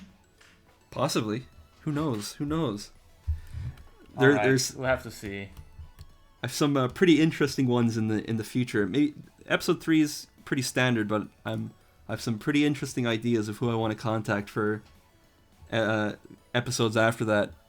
Because I don't know how, but over the years there has been some pretty interesting artists and animators, people who I've looked up to for years, even Japanese animators that have followed me. So there's kind of a window open where I might see and contact them, hey, would you want to do a little drawing or something for the intermission? We'll see. Cool. Ooh. Cool. It is a collaborative series at the end of the day. So, how does one non-Speedo character get to animate for it? I think what I just did, the first episode was basically entirely by myself animating it. Oh, okay. Episode 2 and definitely now episode 3 is where I started reaching out more and more to other animators. For episode 3, I just looked up, if there's that kind of online group called Zetai Absolute. Mm-hmm. It's a bunch of I think they're just from all over the world, but indie animators that I think a lot of them wind up working on actual anime, One Piece and stuff like that. But yeah, they're all their style is already kind of tuned for anime style animation. So I just looked up Zetai Absolute on Twitter, and just any of them that were already following me and might already know my work were the ones that I just contacted. Oh, so we can expect some cool Sakuga fucking action scenes in episode 3. The reason I was thinking about other animators in PPF is because I remember in the second episode there was a moment with a special water effects that's splatting out. Oh and yeah, if you look in the water ripple, it says, "I hate animating water as it's going through." That was me that made that. I did that myself. Oh wait, really? Yeah, it was supposed to be another animator that did that, but then they couldn't do it for some reason, so I just had to do it myself one night, and I was fucking angry. I hate animating water, so I just I may as well threw it in. I think it came out decently enough though, the effect. So yeah, because I remember in the credits it said effect some other guy, but then you did it yourself in the end. Yeah. Damn. Well, who would win in a fight, Clyde or Gogo? Who'd win in a fight? I think Clyde is secretly unstoppable. His big belly would absorb her punches. Oh right, like Majin Buu. Exactly. I don't even remember what he did in the show. I don't even know if he fought anyone or did anything, or how strong he was. He probably just would die instantly, getting hit once or something. I don't remember. I think he didn't do anything. I'm just gonna say he wins. All right. Probably. There seems to be a lot of merch for the series. So how'd you go about that? That YouTube's thing, that vinyl. Oh yeah. So did that YouTube contact you or something for that? I think they contacted me. But we can talk shit here. I don't mind talking shit. The rest of the merch, all the stickers and T-shirts and everything, that was with kind of a smaller company that I work with, and I like working with them. Because they're a smaller company, it feels a bit more personable, and they're more down to earth, and more willing to do anything. But then U2's contacted me to do a figure, and I was like, oh, sure, we'll do that. And they promised, they said we'll get the figure done in November, months after you've already done your initial, your T-shirts and your stickers and everything. But then they get it done way quicker, which should be good. But I mean, now I had these 2 separate pieces of merch, my own stickers and posters and everything, and the figure from a different company, releasing at the same time. So that gave me a big headache because, I wanted to release them together, when that happened. But obviously you can't really do that because you have 2 separate companies that want to make their own money, and they're not going to like you. The customer base would be split, I suppose, between the 2 things. yeah, I don't know. You did do like a whole promo, an animated promo for the U2s of Go-Go. Yeah, they did like a. Oh yeah. I did, yeah, but I had to fight so hard for to let U2s let me push it back because they wanted it as soon as they made the figure by like July, and they promised me it would be done in like November, like months later. Oh, okay. So when it was done in July, I was like, fuck no, my own merch is coming out soon as well. So I had to fight really hard for U2s to like lay off and let me delay it again. And you know, the U2 figure, it's pretty cool. It's a cool thing to have, but I think in the future, if I do more figures, like the other company that I work with are willing to do figures as well. And they, you know, they wouldn't have, because U2's has like certain restrictions. You know, it has to look a certain way. It has to have the eyes. That's like their thing. The closed, upside down U-shape eyes on everything. Oh. That was like I kind of circumvented that by asking them if I could put those eyes on Cool Frog so I could keep Go-Go's eyes, you know, her little dot eyes. Oh, her stupid giant glasses. Yeah, okay. Her giant glasses. But yeah, so yeah, if I do more figures in the future, it'll be custom, you know, unique poses, and they won't, you know, it'll be pretty cool, I think, hopefully. I do like the figure quite a bunch, but yeah, it's fine. When can I expect the cheap bootleg Chinese knockoffs at my local Chinese bazaar? There is a bootleg Go-Go plush on Alibaba. Oh really? Yeah, I remember Peter linked me that. I'll show it. Actually, I think I have it. I can show you it. Hell yeah, I need to see it. Here it is. Here we go. Because any of this shit that grows up too much, like the Friday Night Funkin' digital circus, I actually see it on my local stores. You know, yeah. It's here. Wow. There she is. It's Go-Go, all right. There she is. She's going. Yeah, that was. She's gonna go. Surreal to see. I think there's like some of these like these bootleg Chinese companies that specifically just look for whatever, you know, whatever they just scope out these plush companies like U2's and Make Plush and just see whatever the newest thing they make is, so they can just immediately make a bootleg of it. Immediately, they're like fucking ratatouille. Are there still Go-Go's on sale? I'm not sure. We did do a second run of the merch, which I think is going a bit, you know, naturally it's going a bit slower because it's the same merch, and I think there should be. Yeah, it's still the official Go-Go is still for sale. Damn. Well, I'll see if I can get one. The last Very nice. one. Very nice. The thing is, now that Go-Go's No-No's real father plot has been twisted, how will the show go on? I don't know. I think, you know, I said like I wanted these like story threads. I wanted to tie them up as soon as possible, and you know, I feel like again I have to address it in episode 3. But like once this is tied up, it's like then we can get into the status quo.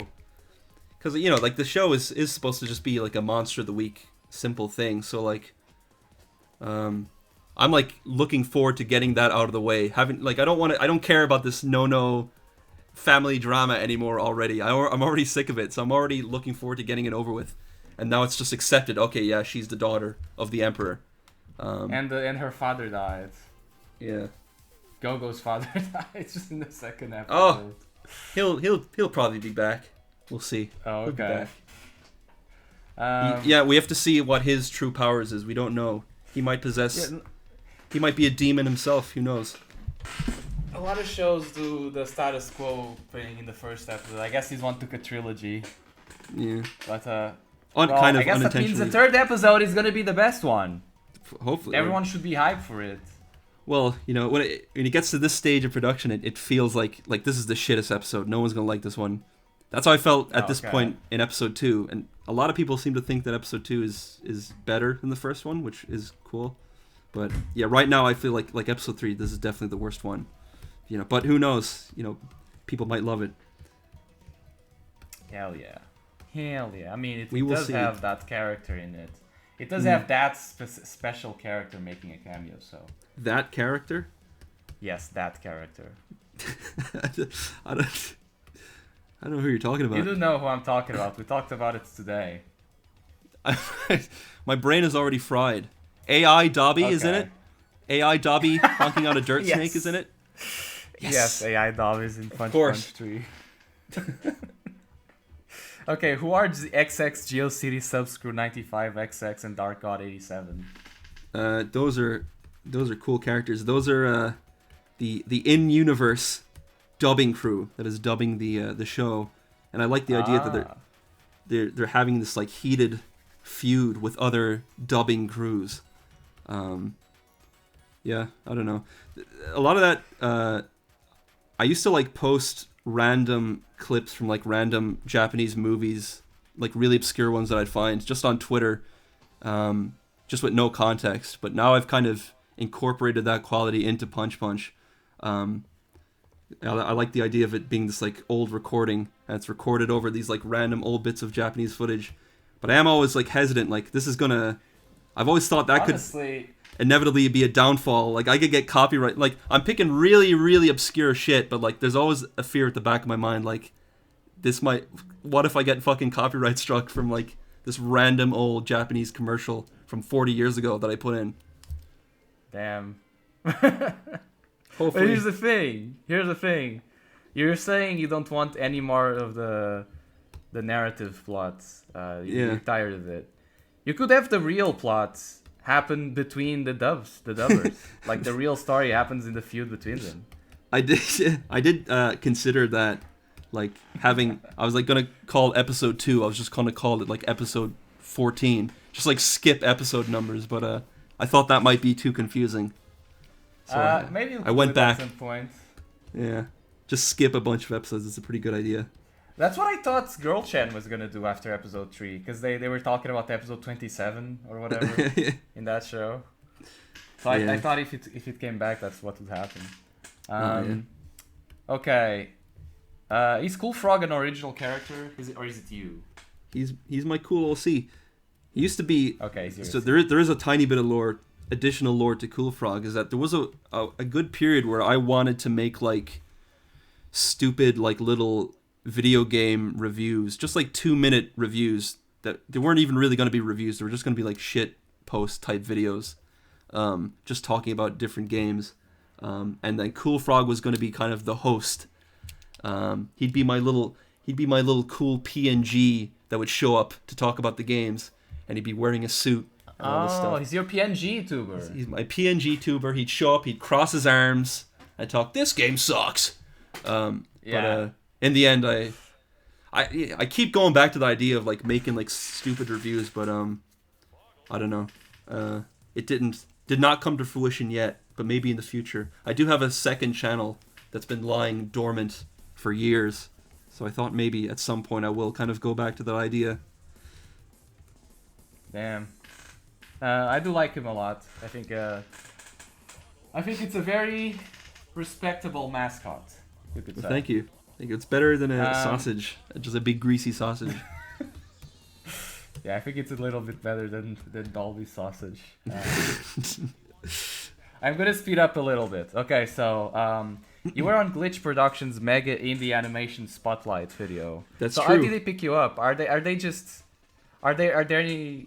picking up all these indie animations from the internet? Are they all just aggregating them all in a single video or whatever? What's going on there? Yeah, I think that was it. They're just like reaching out to different indie productions, regardless of like, obviously I don't work with Glitch, but they still just reached out to me because they just want to promote it, which is cool. I got reached out to by the great Saber Spark. He DM'd me. I was like, hey, do you want to be in this thing? And I was like, yeah, sure, why not? I feel bad because I didn't really have anything to show. Like I had very little of episode 3 done at that point, so there wasn't really much to my portion of the showcase. But yeah, it was it was really nice. It was a cool thing that they did. But you had a custom animation where you were eating cheese. Yeah, I did that. You were the only one. I just did that because I had like nothing to show for episode 3. I only had storyboards, which looked like ass. So I just I better do something to make it visually, spice up my segment a bit, without just recycling episode 1 and episode 2 footage. Oh, that's Yeah, I was trying to understand what they were trying to do, but I guess it was fully philanthropic, I guess. Yeah, they So said. are there? Sorry, what did they say? They just told me like they just basically wanted to turn it into like those like Nintendo showcases, but just do it for indie animation. Oh, the Nindies. Yeah. The Nindies. So are there any other cool animated series such as Rat Bastards going on right now that you like? Yeah, Rat Bastards. I do like Ina a lot. I think it's pretty cool. I do like Ina quite a bunch too. The game is coming out. Yeah, it's coming out soon. the end of this month. I think that one kind of started the whole what do you call it? Windows XP core. Yeah. I don't know thing. It's pretty original. I like it. I like it quite a bunch. Okay, so lard ass or lard sticks? Large sticks all the way. Large sticks all the way. Hell yeah. Let's go. Let's go. He's a fascinating figure. I don't know if he's made anything in a while. But I think the last one was like a year or two ago. I'm convinced that he's Irish. I don't have any proof, but I feel like he's Irish. I feel like there's like one Your video. souls connect. I feel like there's like something. There's like some video where like his voice kind of slipped a bit. His voice, where it slipped, and I feel like I could hear an Irish accent. So I feel like he might be of my kin. Dude, he used to be in our Skype group, and he would never break character, even in the calls. Yes. He was like, "Hey, how are you guys?" He was just So it's classic. His classic message that we've like. His "So you Skype and play Halo?" ? That was his Skype intro. and play Halo. Are you good? Pizza? I think that's the first thing he said when he joined the group. He's like asking what we do in here. So Yes. you Skype and play. Yeah, we've had a lot of Yes. interesting figures in the AA Skype groups over the years. I remember there was like a Yeah. there was a period of time where Michael Cusack was in the group for some reason. Yeah, Michael Cusack, Oni, so- Emily, Jesus. The Emily There's just era. so many. Oh God, too much. Too We many had Blaze the captains, movie shit. fan in there for like a day. We did have Blaze the movie fan, and I entered in the call with the guy, and I was like, "Hello, what's up, guys?" And then he just started saying, "Who is the fucking imposter?" I remember perfectly. Blaze the movie fan. He didn't like my impression and called me an imposter. They also Blaze. had John Sackers one time. Who? Oh, you don't know John Sackers? Vegans fuck all night long. Oh, that's Damn. that's vaguely familiar to me. I guess that's more of a Tristan thing now that I think about it. Maybe. Okay, let's keep going. How did Mike Matei? Who did he Matei? How did he what? How did Mike Matei? Who did he Matei? Now, are you asking about the fact that when I made Super Booby Greasy Wars, I credited Mike Matei like 14 times in the credits? I remember I did that. I don't know why I did that. It's probably not surprising to say I have zero connection to Mike Matei. I just think he's really funny. He's a funny guy. Well, you do have a little bit of Roger. What is it? The Francis Bacon number? No. Kevin Bacon number. You do have quite a low Kevin Bacon number for Mike Matei, because we know Justin Silverman. Oh, that's true. And Justin There's Silverman connections. Justin Silverman knows James Rolfe. And Yeah, James yeah. Rolfe knows Mike Matei. So There you go. there's quite of a symbiosis there, and you're kind of like asymptotically quantum linked to Mike Matei. I think we all are, in some way, shape, or form. We're all connected to Mike Yeah. Matei. Yeah, we're all Superman 64 connected to Mike Matei through the loops. Favorite fighting game? Favorite fighting game? I think it's like Tekken 5 or like Tekken 3 or Tekken 5 or something. Tekken 5? Yeah. Dude, I saw so many copies of Tekken 5 like just around people's houses. Like It's a good I game. swear that's the most I don't know, proliferated game in the PS2 library. Like you run out of bricks in your house, just use Yeah. Tekken 5 copies. There's just it was kind of the same with Tekken 3 on PS1. There's just like certain games that just everyone would have, like Final Fantasy. Everyone would have Final Fantasy 7. Everyone would have Tekken 3. Everyone would have, I do remember liking Tekken 4, but I've never been a Tekken guy. It's too complicated. I like KOF. I like I do Third Strike, Guilty Gear, but Tekken is kind of too much. For King of Fighters, I think King of Fighters 11 has always been my favorite. I think that was like the first one I had, King of Fighters 11. Oh, you like 11? The one with the dream canceling? I like the which I don't know if that's sacrilege, but I do like the kind of free tag, the tag team ones. I think 2003 was the same. But yeah, 11 was my favorite. Yeah, 11 is really cool, even though it has the fucking shittiest final boss that kills you in one hit. But I love Maximum Impact 2, and that's like everyone hates that one. I love the Maximum Impact. You like Maximum Impact? Oh, great. Oh yeah, Soul they're and fun. Kind. They're fun. And especially like the narrator. Maximum Impact. Yes. And just the oh, those had the English voice acting as well. Really good English voice acting. Yeah, the incredible English voice acting. Those games had pretty cool rosters. I did like the character. I think it's the same with King of Fighters 11. I just love the roster of those games. Yeah, it's really long. I think I got every character in Maximum Impact 2, and it's like 56 or something. There's like an insane amount, and then they all have like 16 costumes that are all like crazy. Yeah. You can just costume design is fucking. Some of them are horrid. Some of them are putrid looking. The character design, but they're. Some of them are. The character designer for those games, I think it's Alkun. He loves characters with multiple like colors in their hair. I think that's his thing. So that's the creation of Alba Miera. Alba Miera, Suari Miera. I love those games. Okay, so do you have any 3D skills, Maya, Blender? 3D. I did. So I don't know if I'm ever going to. You know, the thought of like making. I'd love to like just make, maybe like, just kind of like low poly, PS1 style models just for fun, maybe. I don't know if I'd incorporate that in any way into animation or anything, but just for fun. I did have my first experience with Blender last year because there's this video that someone posted of like, you know, like the glow effect in like old school traditional animation. Yeah, the lights going from just behind. light coming up through. Yeah. So someone made a video that's like showing how you can make a pretty convincing looking version of that effect using Blender. So I did that for a bit for episode 2 of Punch Punch Forever, learning Blender. It was I don't. It's just it's too much. I learned just enough to do that basic glow effect, and even that's a bit of a struggle. Like, it's been so long now since I've done it that if I do it again for episode 3, I'm gonna have to fucking relearn how to do it. But I think was it grease pencil? Did you use grease pencil? No, I didn't do any of the It's just I didn't do any animation with Blender. It was literally just like this effect to like make a solid and then turn it into like a luminous glow. And then if you put like a PNG over it with sections cut out of it, it kind of convincingly bleeds through the image. Because you try using like a glow effect in like Flash or After Effects, it just always looks a bit artificial. But this Blender trick did kind of look pretty good, the way it bled through the image. Yeah.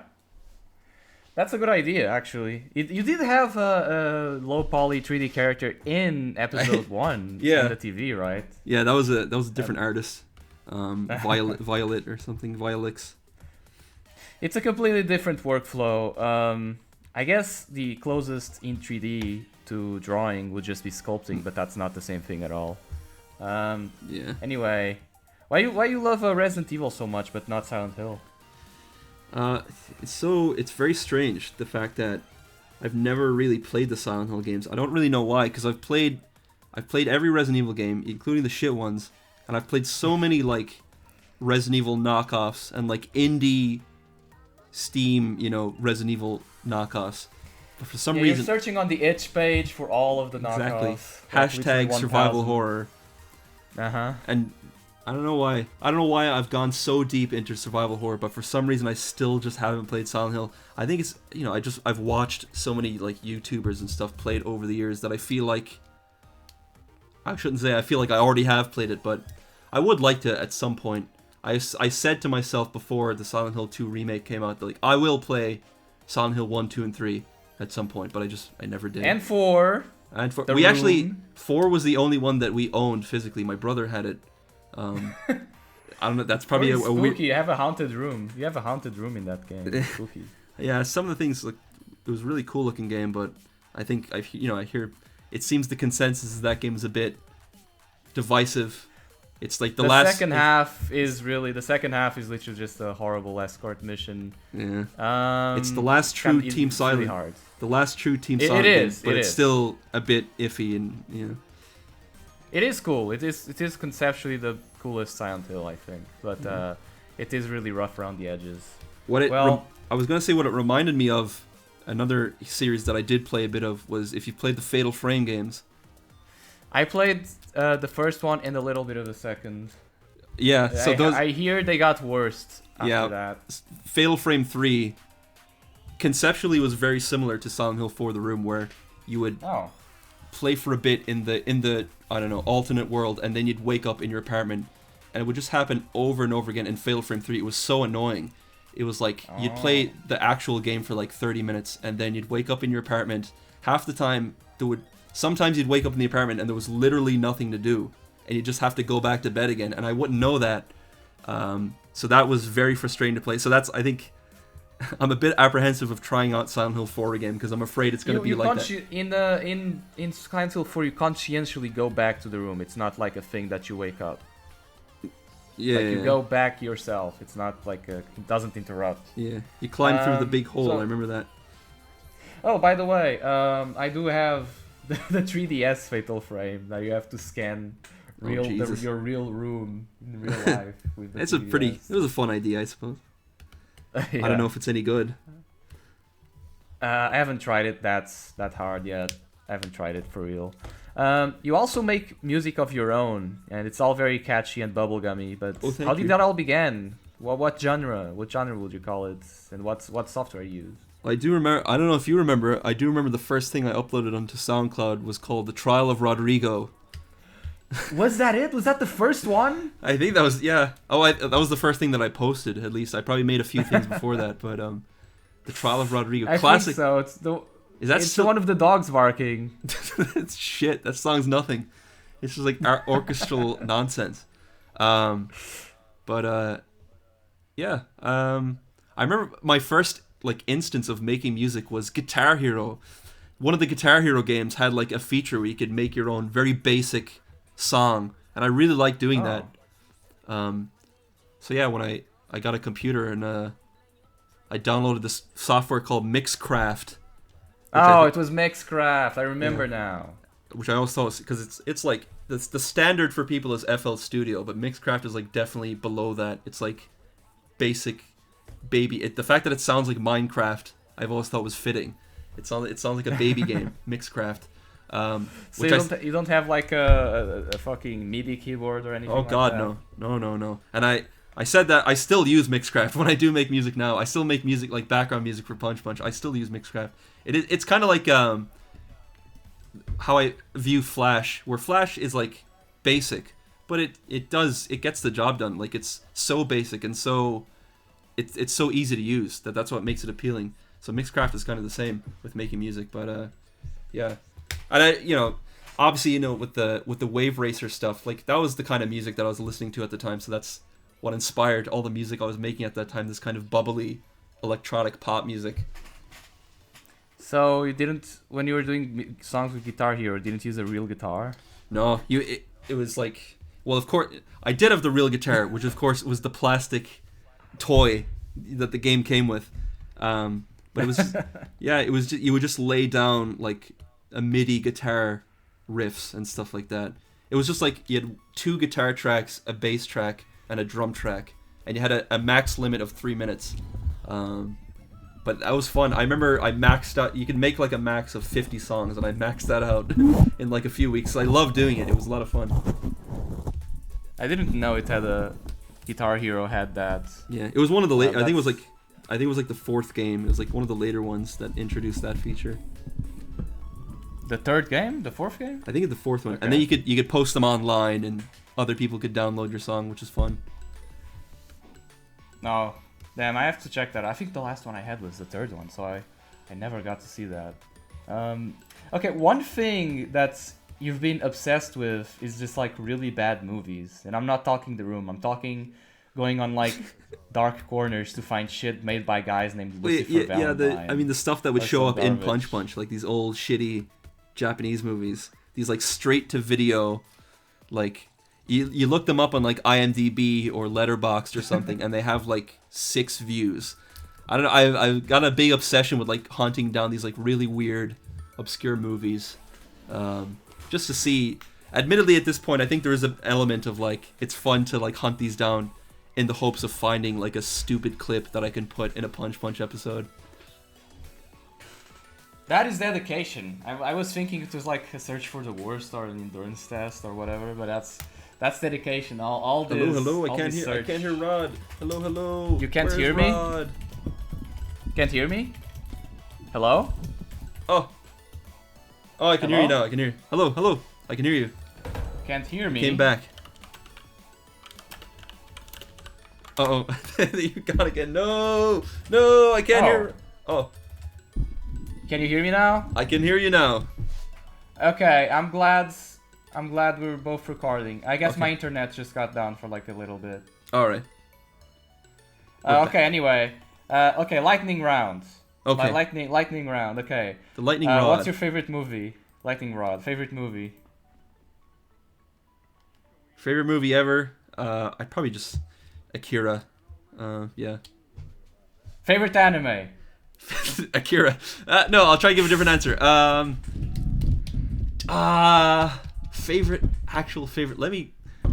I'm checking Letterboxd.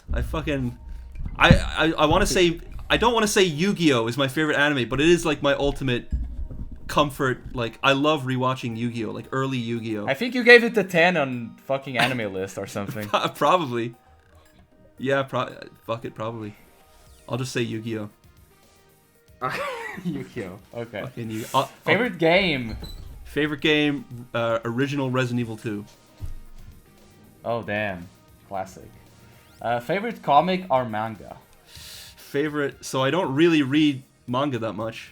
I only have one, I had 2. I had a volume of Great Teacher Onizuka, and I have like this big Akira Toriyama, it's called like Manga Theater, I think, which is just a collection of his early stuff that he made before, I think even before Dr. Slump.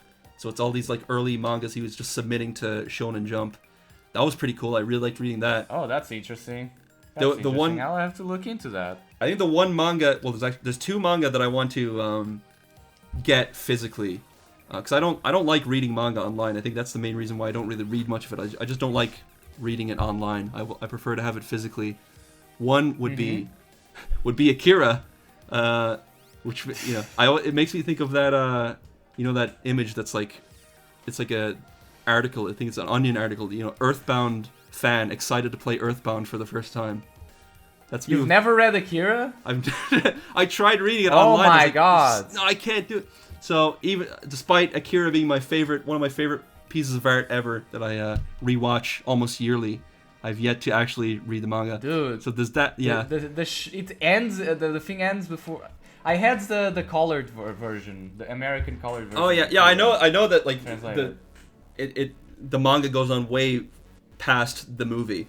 But yeah, Yeah, I it's kind of difficult because they end in the same place, but the movie's not even half of the content. yeah. Not even half. I hope to amend that. I'll amend that this year. I think you can buying the full like box set it's not too crazy expensive. So there's that, and I think they have in 6 volumes only. I think they have the big omnibus in 6 volumes in single one. I think you can get that. Yeah. And, Well, I guess you have to do it now. Anyway, favorite snack? favorite snack. I'll just say I love sour cream and onion Pringles. Mmm. Damn, it's the same answer all these years later. Yeah. Fucking 12 years later, same answer. They're so nummy. Yeah, they make your breath smell and make everything terrible, but Yes. it's worth it. Yes. Favorite band? Favorite band. I guess Wieners, or Oh, really? yeah, or I could just say Blink 182. Blink 182. I didn't want to say it, but it's true. It's kind of there. I think of Blink the same way as like The Simpsons, where I can't really feel like I can say The Simpsons is my favorite show because of how bad it is for most of its runtime. Blink is not that bad, but it's like they have a few albums that are not good at all. So I'm a bit hesitant to say, but I do love Blink 182. I can't deny it any further. All right, you cannot deny that at all. It's true. Favorite book by James Joyce? The letters he wrote to his girlfriend about sniffing her farts and fucking the farts out of her. Yeah. Jesus. I'm sure you've read those. Yes, I've also read the Artist as a Young Man. The Portrait of an Artist as a Young Man. That's pretty good, but also him fucking his fuckbird, fucking his fart bird or whatever he wrote. I think that's pretty good too. Fuck. I mean, I never read them. I knew of them. They're a great read. Okay. They're a solid read. Because you're an Irish. It's like your country's literacy. It's like one of your monuments. It's true. Here I was thinking of finding a Joyce scholar. Not today. God damn it. Not today. Well, if it was one of okay, so here's the question. If as one of the only ways to survive in 2025, I had to download everything you ever made, fed it into an AI, then created a YouTube Kids channel called Speedo-RU XDD, and uploaded a new video every 10 seconds, and made 20k crypto money passive income weekly, what could you do to stop me? I'd have to. I think I'd just kill you. I think I'd just find you and kill you, Rod. I'd have you assassinated. I would call in the IRA to take you down. I think there's a non-zero chance of someone doing this. It's true. I think. Well, the AI is gonna have a mind of its own. It's gonna. You can't put the genie back in the bottle with AI. So even if I did have you assassinated, it would continue. AI would continue to create Speedo-RU XD tunes. Yeah, it'll just be until the end of time. Go-Go gets her ears plucked or whatever the kids watch. Oh yeah. Okay, so if everything in the internet and the world died, and there was like a single cartoon of yours to be the sole remnant of human culture, which one should it be? A single cartoon. I mean, I guess I would just. Will I just say Punch Punch? Just say Punch Punch. Episode 1. One cartoon, one video, one. Okay. I'll say episode 1. It's not. Episode 1. It's not like episode. It's not like Punch Punch. Episode 1 is like a 10 out of 10 perfect masterpiece. But I don't know. It's very indicative of my interests and my art piece, my art as a whole. So I'll just say Punch Punch episode 1. Or I could say Jewish Vampire on Ice if you'd prefer. That's what you'd prefer. No, I'm fine. I'm fine with Punch Punch because then they watch that and then they're like, "Where's episode 2?" And there's no episode 2. Exactly. That's a cliffhanger. They have to imagine it. The aliens have to imagine. And what they'd imagine would be better than anything I could create. Yeah, because they're 4D beings playing 4D chess. Yeah, the design for Go-Go. Yeah. I keep mentioning her giant glasses, but it is a really good, interesting, and iconic design. How did you come up with it? How did you come up with Go-Go? Oh, thank you. Well, the main inspiration I've always said is Velma from that one Scooby-Doo series, the one where they're like kids. I forget is it What's New Scooby-Doo or no, A Pup Named Scooby-Doo. And if you look up Velma and that... Pup named Scooby-Doo. A Pup Named Scooby-Doo, Velma, and you can see she's got the giant glasses. But yeah, I think that was the main one. And then also just like... Raleigh-chan from Dr. Slump is another one. Oh yeah, you're right. I'm looking at Velma right now. Yeah, just the big giant glasses. And then this is unrelated. Well, not really, but someone DM'd me on Newgrounds like a couple months ago, and they sent me. I have to find it again. They sent me this like random, kind of obscure comic where the main character kind of looked exactly like Gogo, the exact same like hairstyle and everything. Oh yeah, here it is. I'll see it. It's called. There's a comic called Little Tomboy. Little Tomboy. I'd never seen this before, but it was like it was just like pretty 1-to-1. Maybe I'll find a better picture of it. Oh, yeah, I'd never seen this before. It does look like her. That's just Gogo. I mean, I guess it's not her design isn't overly complex or anything. It's just kind of big glasses, little dot eyes, and short black hair. I guess it's not entirely crazy. She's got the Street Fighter knuckles. Yeah, it's not entirely crazy that a design like that has already existed, but that was an interesting thing I learned. This is from like the 50s, Little Tomboy. But as far as my actual inspirations, it was just basically Velma and Arale-chan. Velma Raleigh. Velma Raleigh. Is there any other projects besides PPF? Nothing too major. There was like another original series idea I had that I was kind of kicking around, but I think I kind of settled on like I don't. The idea was it was going to be this other simpler animated original series that I would do in between episodes of Punch Punch. So I'd make an episode of Punch Punch, and then I'd just quickly make an episode of this other series that would have been way simpler. But I don't think I really feel like it anymore. I think it's something that I might do whenever I'm finished with Punch Punch. Whenever in fucking 10, 15 years, whenever that may be, I might pursue it. But for now, I'm just kind of like laser focused on just doing Punch Punch. Okay, yeah, that makes sense. Especially since you already do like GIFs and stuff on the side. All right. Ever had like any interest in doing comics, mangas? Not really. Well, it's a whole other. That's like a whole other superior art form. Exactly. But yeah, just a whole other art form in general of like learning how to structure a comic and lay it out and everything. My only experience of that was like drawing a comic of like a gay gangbang, what of that, stuff of that nature. But in terms of like making an actual comic, oh my god, don't currently have any interest in doing it. I did have an idea. Actually, this was another future plan maybe someday thing that I'd like to do would be to like make a big book for Punch Punch, like some sort of kind of variety thing that would be Punch Punch Perfect Works. Exactly, like an art book, but also it would have like mini comics in there as well, and just a variety of stuff. So that's something I might consider. Like strips, like 4 Combat. Yeah, that sort of stuff. Just like a big mishmash of different stuff. But I mean, and then you can sell it like a zine or like for Kickstarter or for Patreon. Well, I'd probably want to do that physically. Like that would be a physical piece of merch I'd like to do at some point. Yeah, that's what I mean. What I mean. Like in Kickstarter, then you. Oh yeah. Like what Harry Partridge is doing with his Starbarians book. Oh right. He kickstarted the comic. Yeah. Now that's a series that's been going on for like over a decade. The next 3 episodes or something. It's so crazy. I mean, whenever I feel like, obviously it's like a very impressive, highly detailed, incredibly animated piece of work, but also it's like, you look at his channel to see when was Starbarians episode 1 uploaded, and it was like 11 years ago. It's like hard to believe it's been that long.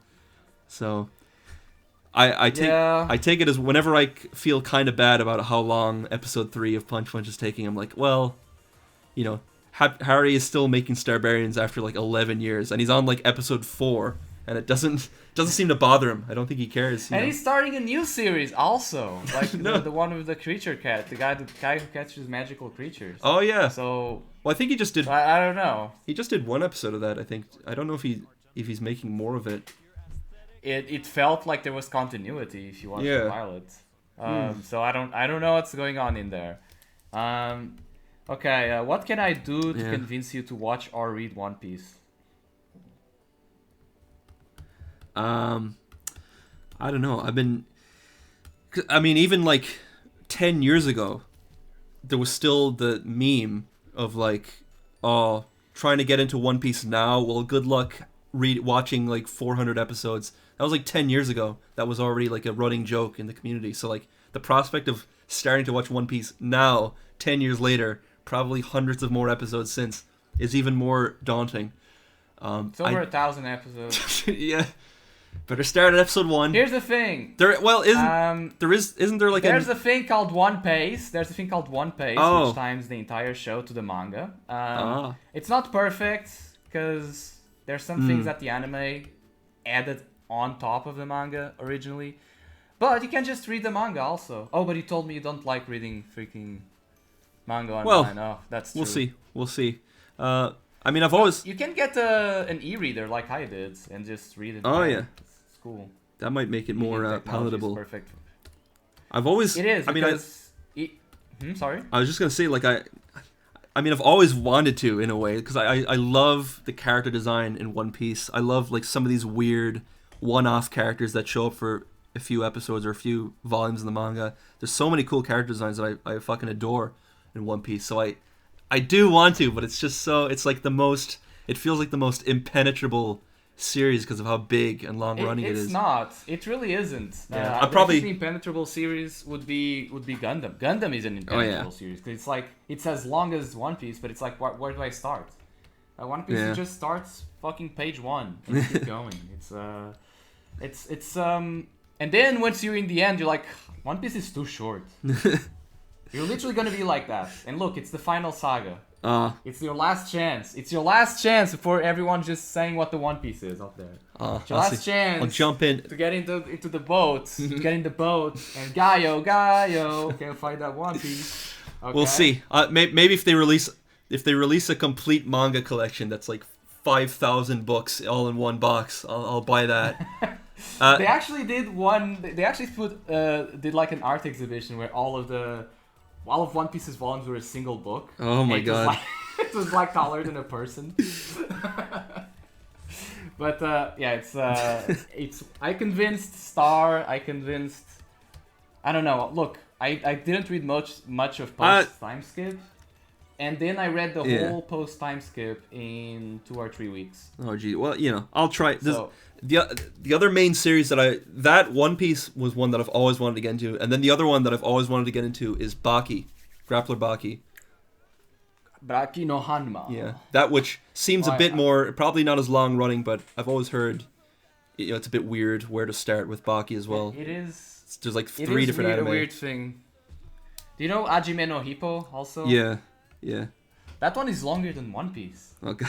That one I'm actually curious. Like, what's going on? What is going on in Hajime no Hippo? Jeez. It's like, what's going on in that show? For over a lot of boxing. Oda in One Piece is like continuously evolving. Like characters from literally thousands of episodes, hundreds of episodes come back, and it makes perfect sense and creates new arcs from that. It's like it's always like the whole story. Progressing going back and forth. It has thousands of characters, even then they're still memorable. But Baki is just a guy. Yeah. Sorry, not Baki. Hajime no Hippo is just about a guy who punches. It's just constantly new. Oh, it's a new tournament. It's probably just what's happening. Just endless. It's a new tournament. There you go. Next 7 years. I guess it must be that. But then I guess we'll have Hajime no Hippo fans. Like, actually, it's been a bunch of character development in the last 600. And I have to shut up. There you go. Anyway, okay. Final question. Okay. Final question. If Mr. Beast gave you 10 million Irish dollars, if Mr. Beast gave you $10 million, what would you do with it? How many? 10 million Irish dollars. I suppose. I mean, I just animate. Just just fund the next 10 years of Punch Punch. I'd hire all these great animators from over the years. I'd hire Animated James and Schmorky. Okay. All these Lard Sticks. I'd hire Lard Sticks. And Joe Dement, of course, Wardog, and create. Make Punch Punch the movie. Yeah. Actually, going back to Harry, I saw that he tweeted out he wants to make a Starbarians movie. That's like a plan of his, like a full 90 minutes. That's a lot. I mean, you break it down. It's like you break it. Oh yeah, it'd take about 10 years to make it. But you break it down. It's taken me a few. It's realistically, I could do it the thought of making a Punch movie, would be pretty cool, I guess. But maybe not in this lifetime. Maybe unless I get the 10 million Mr. Beast Irish dollars. Then you can extend your lifetime. Exactly. Have you thought about it? You can use that to extend your lifetime. I can. All these. There's that one guy that like one social media guy whose like whole obsession is like trying to find a way to de-age himself. I don't know if you know. The Brian guy, Ryan Johnson or whatever his name. Like injecting his own son's blood into him or something fucking his own weird. Son's blood. At some point in the I think he broke down. I think his body's rejecting it. I think he's actually aging faster.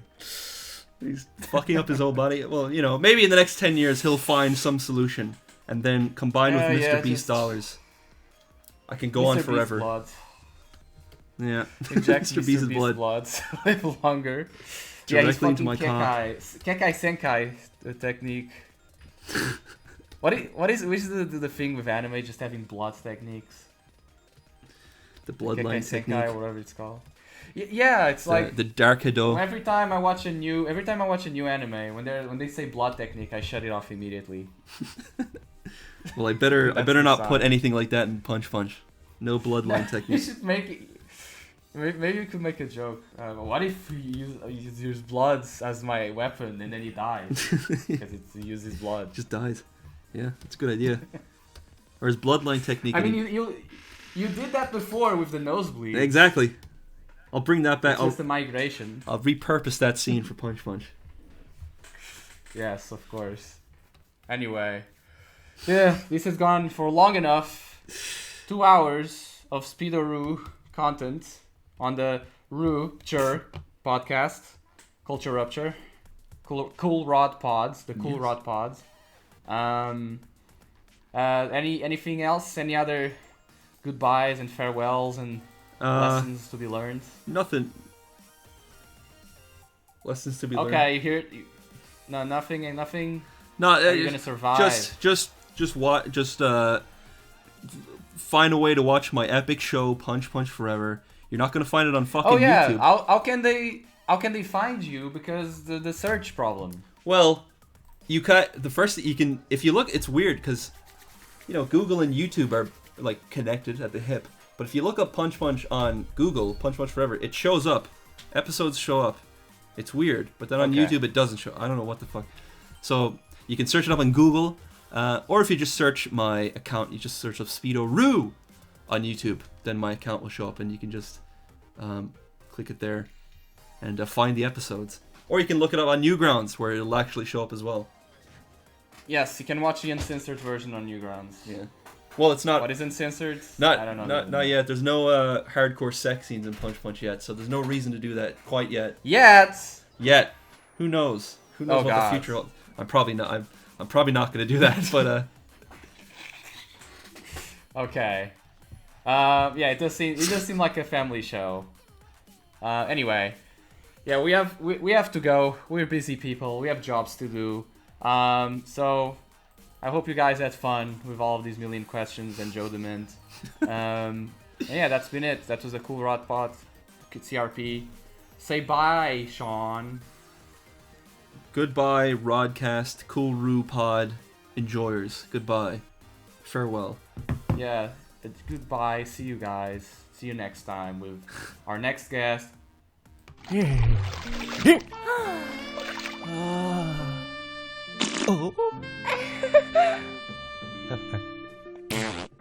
Oh God! Are you all right?